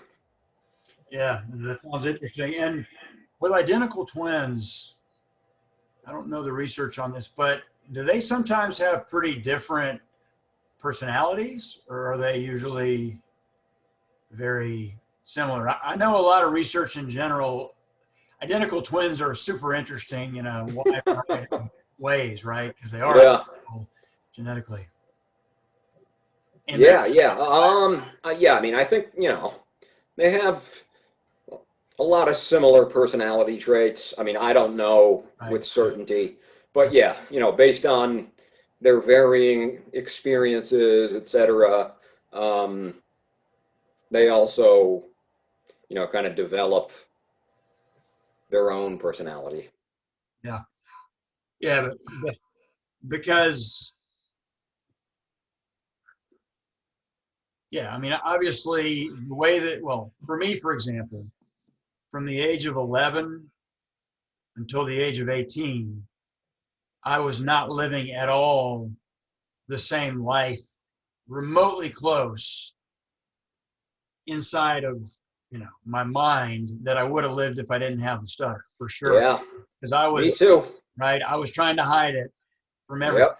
And there were so many things I wanted to say that, Yep. I can relate.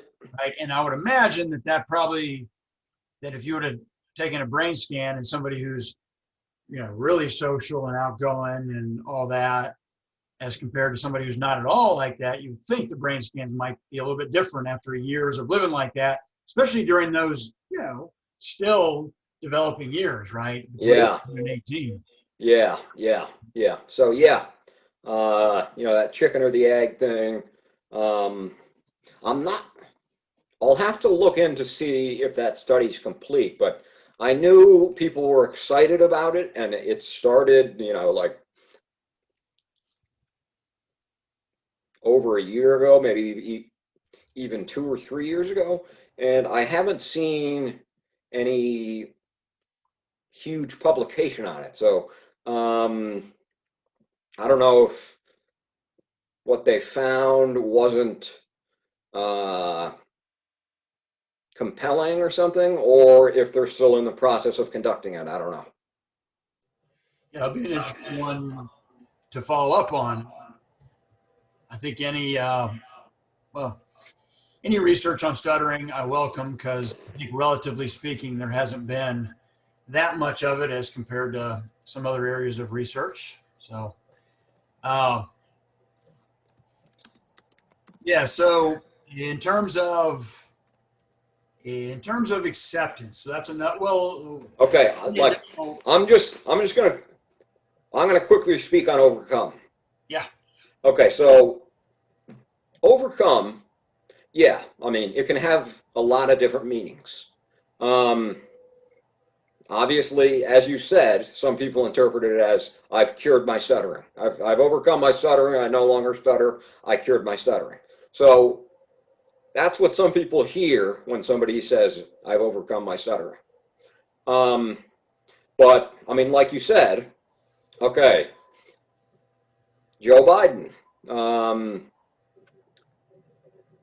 in his youth and teens, and I think even early 20s, like perceived stuttering like as an obstacle to him being able to achieve the life that he wanted to achieve. Um, and, you know, that obstacle didn't prevent him from doing so. So, like, that would be another way to interpret the term overcome. Like, stuttering didn't stop me from following and fulfilling my dreams. I would also add that, I mean, Joe Biden's from a much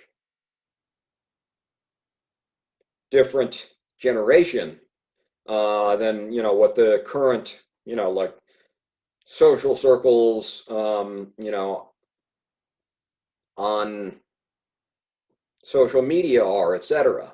So his perception of what stuttering is might be different than what, like, you know, the current view of stuttering is. Like, he might perceive stuttering as, if I have as severe blocks or long repetitions where it's just like he can't get a word out and it's an obvious scene where people are like, what just happened? Like, he might think that, like, that might be his definition of stuttering.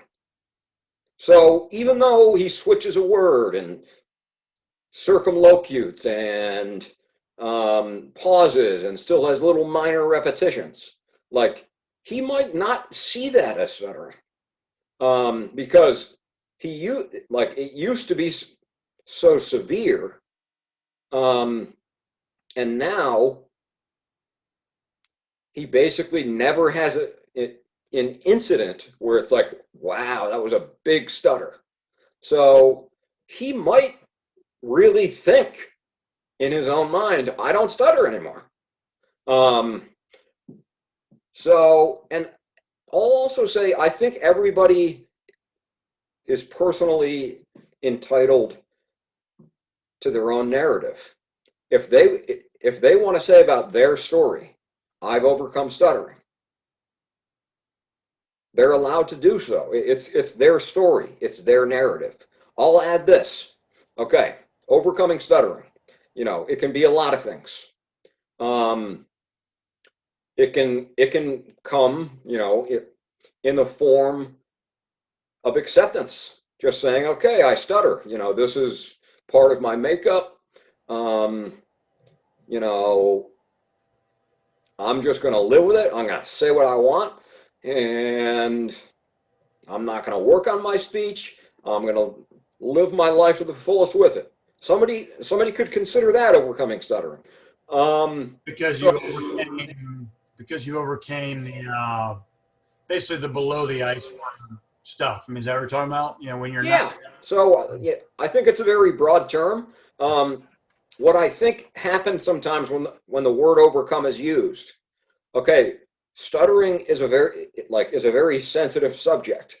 You know, like, most people who stutter, or a lot of people who stutter, you know, have a lot of significant childhood trauma from it. You know, and have also been put in therapy rooms and, you know, had parents trying to get them to stop stuttering, and were so happy when they had a fluent word, and, you know, showed so much disappointment when they'd stutter in front of other people. So, and these are in very formative emotional years. And yeah, a lot of these people, you know, they've seen a lot of the experts, they've tried a lot of different programs, and it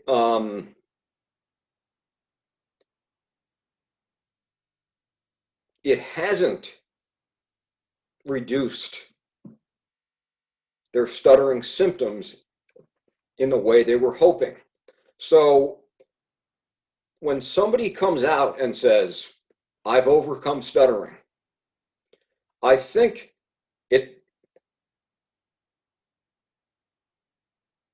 triggers a wound in people that, okay, this guy overcame stuttering. That in some way implies that I'm a failure because I didn't. So it can trigger that sensitivity. It can also trigger the sensitivity, as we're going to get into acceptance, that there's absolutely nothing wrong with stuttering. It's the way a person talks. That's how they talked since they were a kid. They don't have control over it. There's absolutely nothing wrong with it. And I agree with that perspective. So it can trigger people too, in terms of they feel like there's nothing to overcome. There's nothing wrong with stuttering, and overcoming it implies that it's a flaw. So those are the two things that cause triggers with the term, I think. I definitely think that you're on to the right track there, and that's how I think about it. Yeah, the version of overcome that I prefer is basically that. Well, no, I'm fine with any of them actually, but it might be good if maybe we should just come up with 3 different terms so we're not using overcome for 3 different meanings. But I mean, like, I let anybody tell their story how they want to tell it. mm-hmm. If they want to say overcome on their personal experience, great. Right. That's how you describe your journey. I applaud you. Right. I guess I'm just looking at the depth of communication, because if I don't know which one of those 3 they're using, then I'm not sure exactly what they're saying. Right. If you know what I'm saying. Yeah. Well. Yeah. And that's fine. I don't have to. It's not right. to make sure I understand everything they say, obviously. But yeah. So, and like you said, that merges in with the acceptance idea as well. And my personal perspective, what I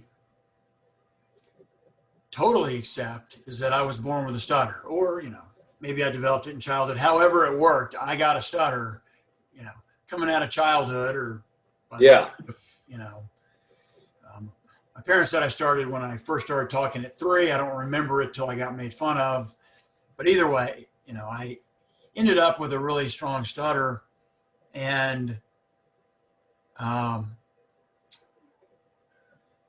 for me, it's about accepting that it's a part of me, and that I do have to do, if I want to stay in control of it, I need to do what I need to do to stay in shape.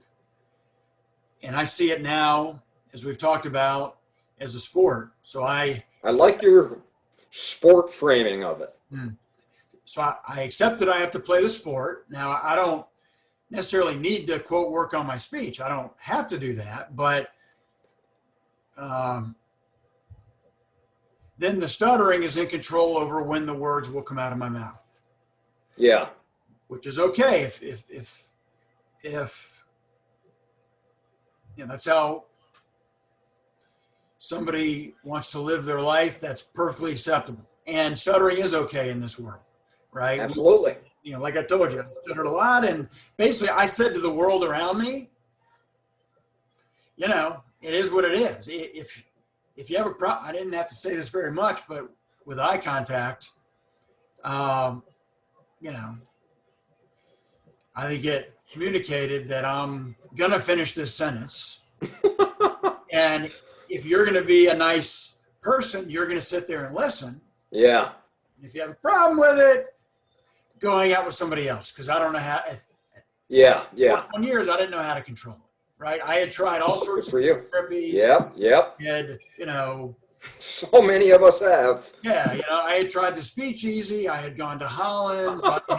I've done a lot of them too. Gone to 4 different universities. I had learned easy onset, at least 5 different ways, right? And outside of the clinic, none of it ever stuck. I never knew why. And so it was like, well, why would I work hard on my speech if working hard on my speech is getting me nowhere? Yeah, there is no point if it's going to get you nowhere.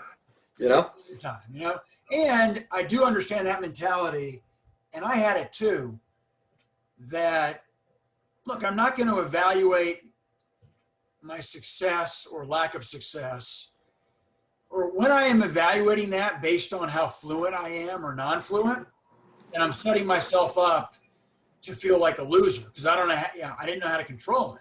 Yeah. And I'm like, I'm not a loser just because, just of course. the stutter.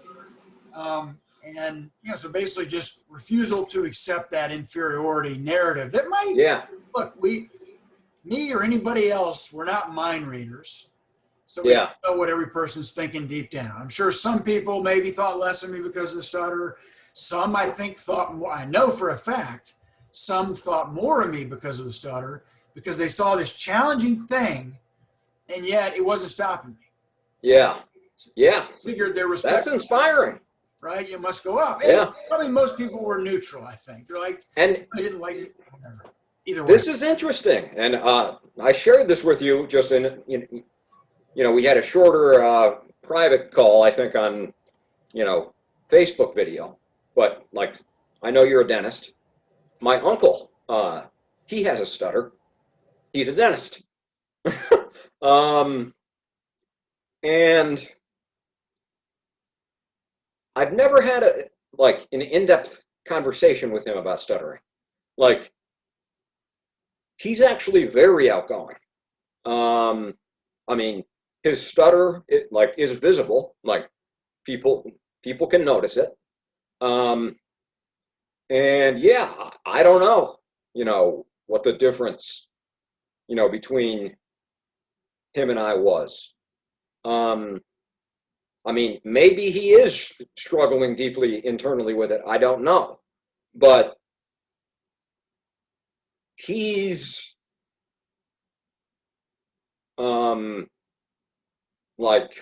he lives a very social life. He's built a great life,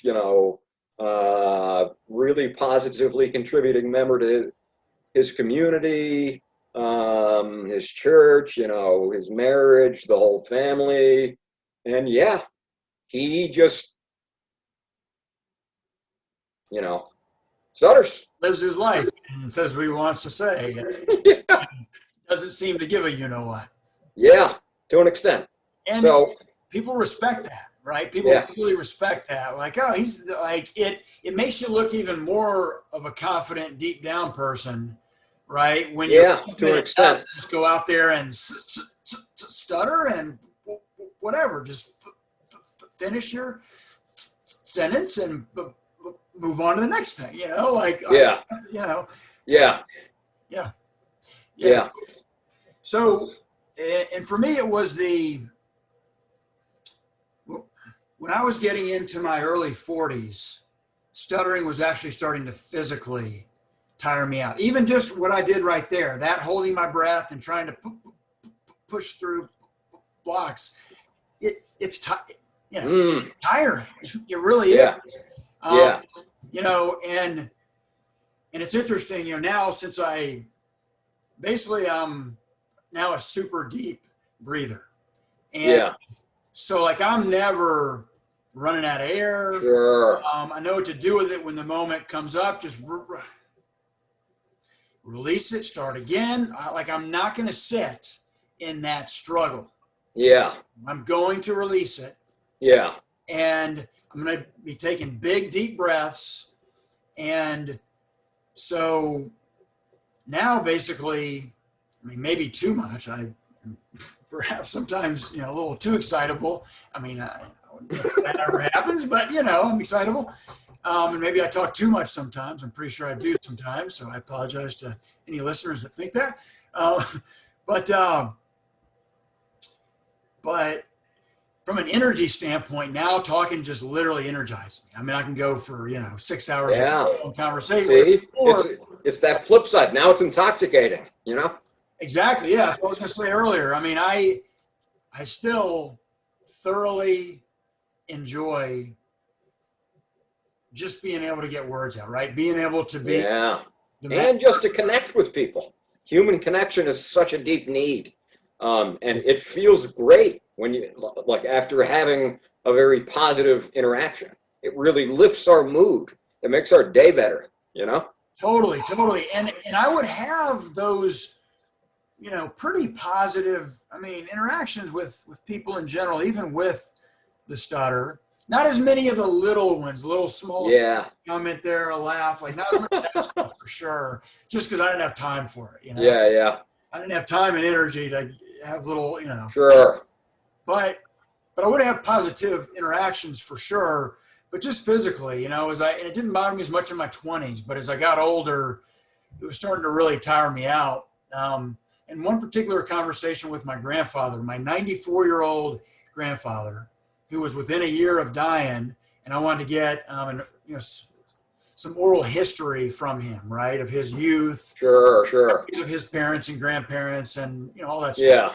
Because I knew that stuff would be gone, once he. Sure.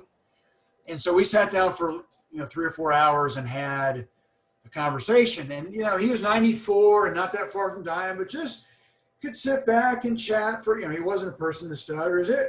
Talking wasn't tiring him out. He got a snack or whatever and some water. But for me, I was exhausted. I was 37. Yeah. And in physical shape and all that, but I was exhausted. Sure. For 3 hours of battling through syllables. Mm-hmm. But I totally hear you. When so many of us have tried so many different approaches, so many different therapy, we've gone to all the experts. Yeah.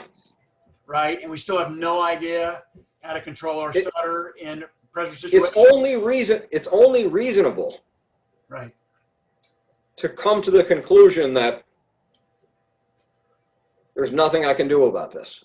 What's the point, right? Yeah. Yep. Like I've seen the experts. Right. I've seen, some of the outside the box thinkers, et cetera, et cetera. It didn't work. So, it's only reasonable to be like, there's intervention often isn't very effective, and I accept my stuttering. Not necessarily that, some people just accept their stuttering because, hey, there's nothing wrong with it. And I completely agree with that.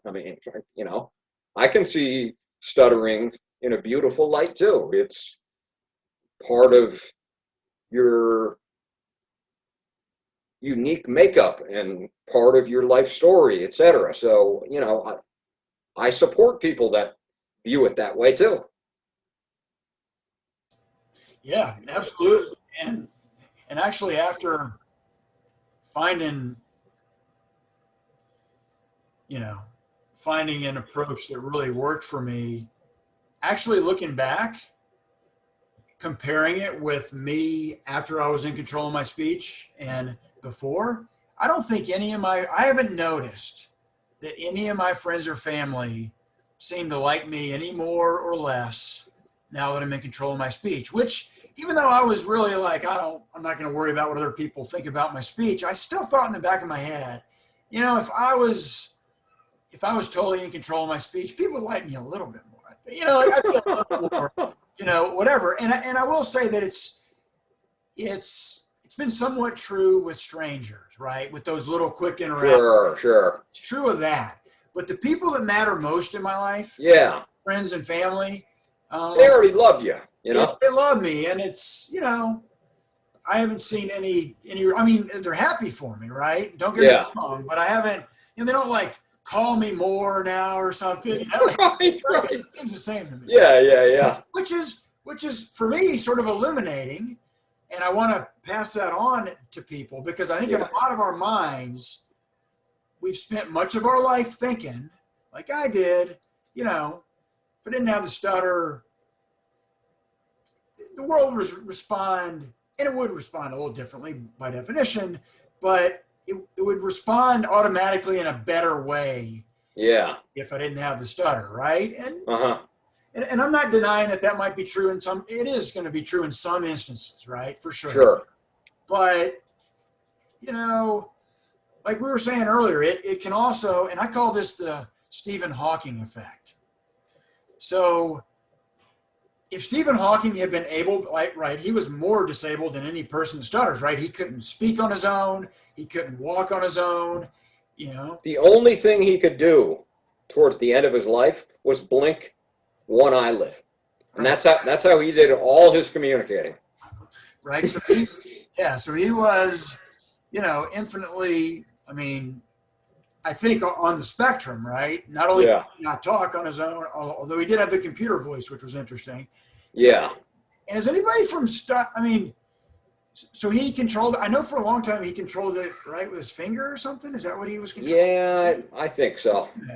Yeah. Yeah, I think he gradually lost more and more motor abilities. Yeah. To the point that he could only control one eyelid. So, they used a AAC device, augmentative and alternative communication device that, was in some way tracking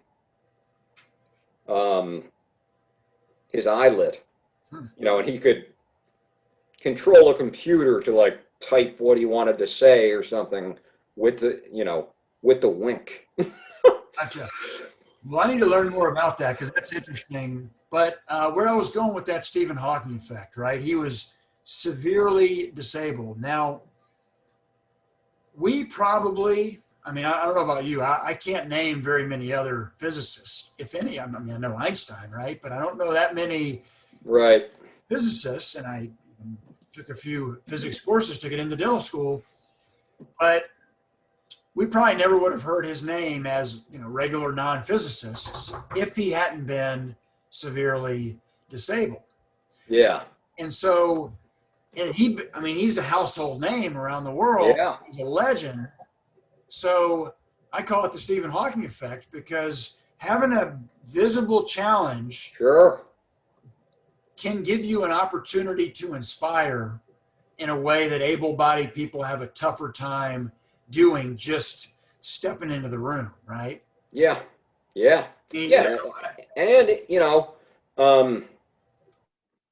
one of the ability he had that was most intact was his cognition. So because he couldn't do physical activities, what he could do was all up here.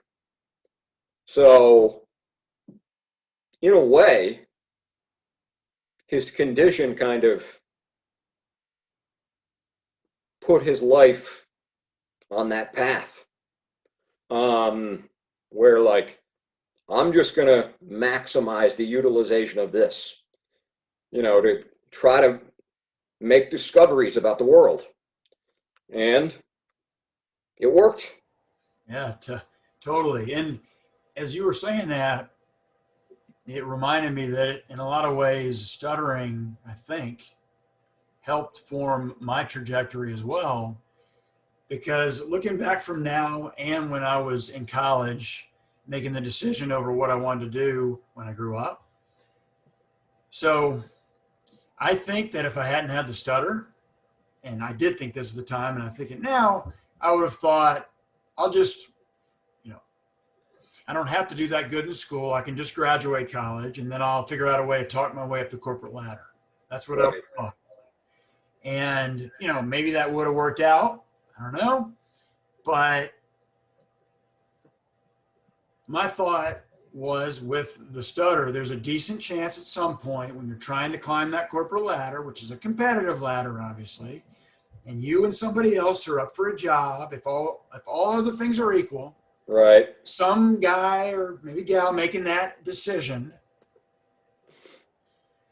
might choose the other guy or gal over you because you don't have the stutter. So rather than giving other people the power to start growth in life, I'm just going to go become a dentist. There you go. Be my own boss. Yeah. I knew I could communicate with people. They just had to be patient. So I knew I could talk to patients. I knew that people liked me fine. So I wasn't worried about that. So basically I wouldn't have, there's no way I would have put in all the schoolwork necessary to become a dentist if I hadn't stuttered. Right? And interesting. Right? And then I was a dentist, and then I got even more entrepreneurial. At first when I made the decision in college, I just be a a one doc office sort of thing. But then in a dental school, I developed a dream to have 1,000 dentists working for me. Wow. After I got to 10 dentists, I decided I didn't want to do that because it was more of a pain in the rear end than I thought it was to run a business. I still got to 30, but not Yeah. and I didn't want to do that because it really was a pain in the rear to grow. And Of course, so much to manage. but I think that my ambition, because I asked myself at the time when I had that goal, right, having 1,000 dentists working for me, which was more ambitious than anybody I knew. I remember asking, why am I so ambitious? Am I like trying to compensate for something, or something like that? Right. And I didn't really spend any time on that question. I just got, I don't know, whatever, I'm going to do my thing. But in retrospect, I think that I internalized at some point, not in a like tear me up internally sort of way, but like a motivating sort of way as bulletin board material. Look, some people think that the stutter is going to stop me in life. Yeah. And I remember I can tell you the people that thought that. A couple of professors, for example, gave me that. Sure. Question.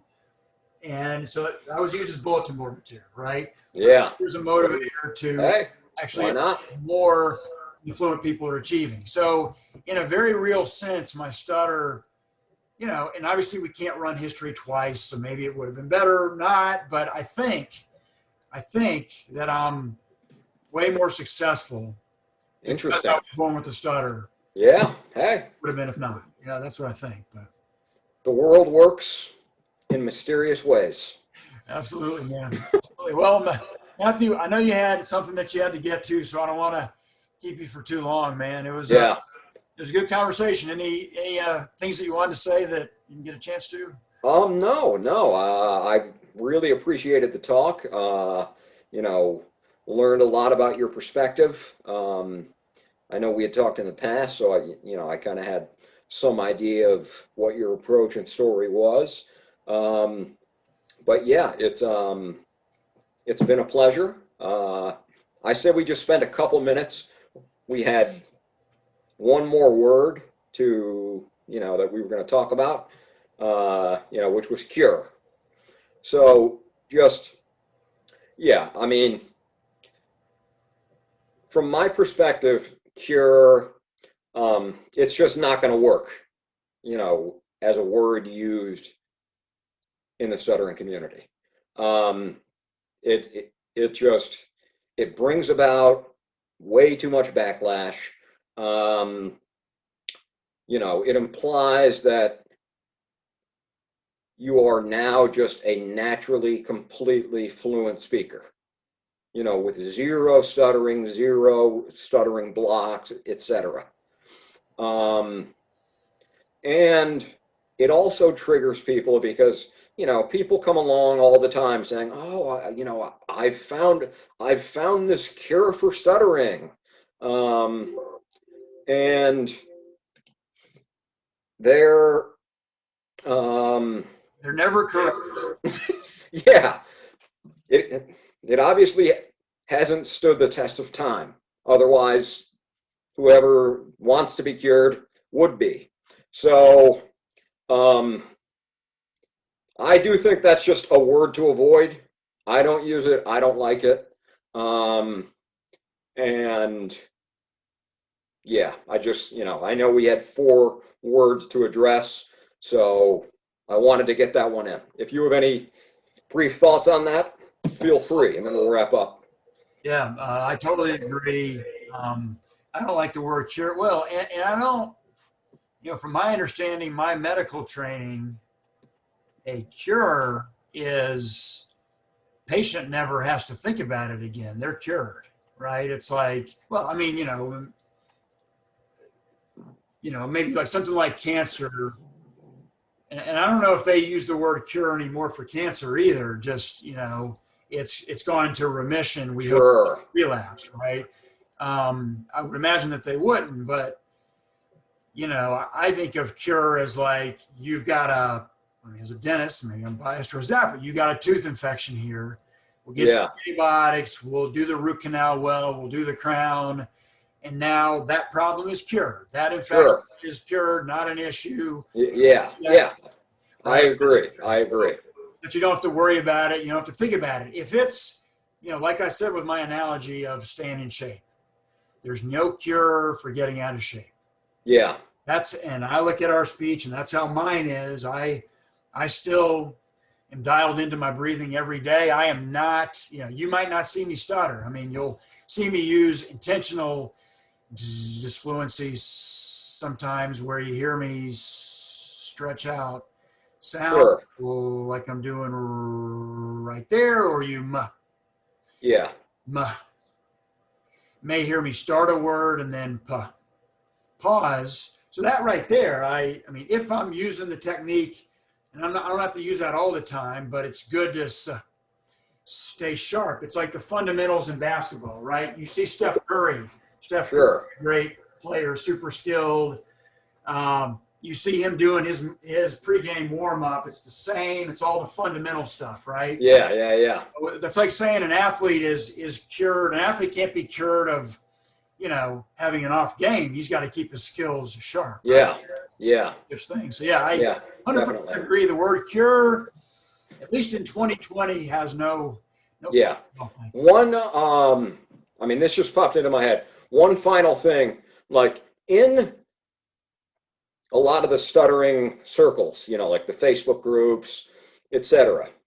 I mean, there's people from all over the world, and a lot of them, they have some English speaking skills, but it's not like they have mastery over the language.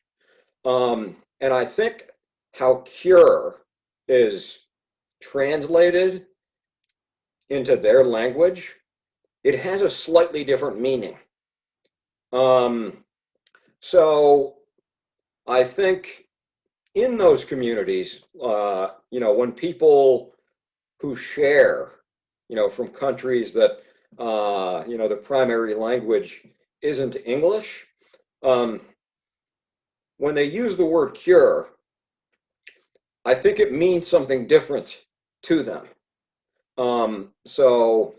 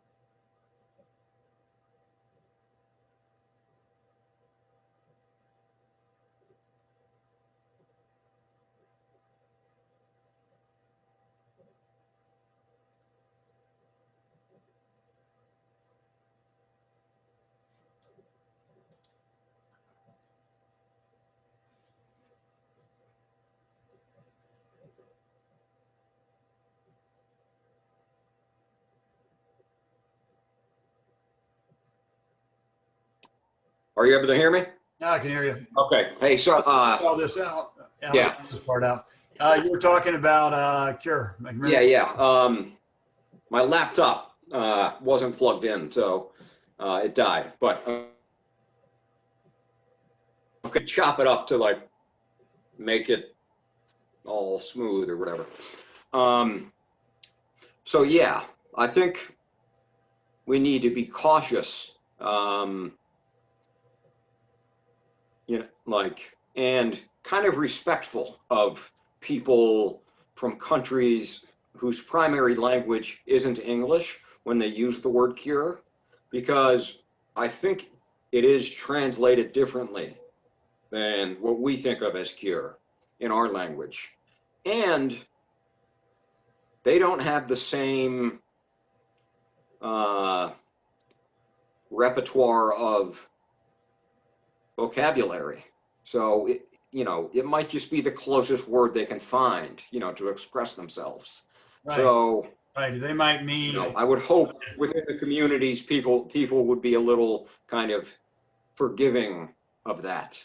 I totally agree. I totally agree, and that's a good point. We're a couple of Americans here having this conversation with English being our first language. And yeah, words can translate in from other languages, and they might, in their mind, they might just, no doubt, almost all of us, I think, when we're seeking help for our stutter, at least sometimes historically, we were hoping that we'll learn how to control this to where we won't, either stutter at all or stutter so much, that sort of thing. Just so they might be saying, I want to vastly improve my stutter, sort of thing, not, get into the technicalities. Yeah, that might be what they want to say, but the closest word they can find is cure, And I think, I do think in some languages, if you go to Google Translate and type in the word cure to, Mandarin or something, and get the meaning, it has a slightly different definition. So I think we need to be a little just kind of patient and respectful of that. I totally agree. Yeah, and anything. And that's all I got on that. We should always be patient and respectful, for sure. And everybody's got their different Absolutely viewpoints on things. So, Matthew, it was great talking to you, man. And thanks for. Yeah. Michael, really enjoyed the conversation. Love what you're doing, with all your initiatives, and keep up the good work. We'll be in touch. Thanks, my friend. Have a good one. All right.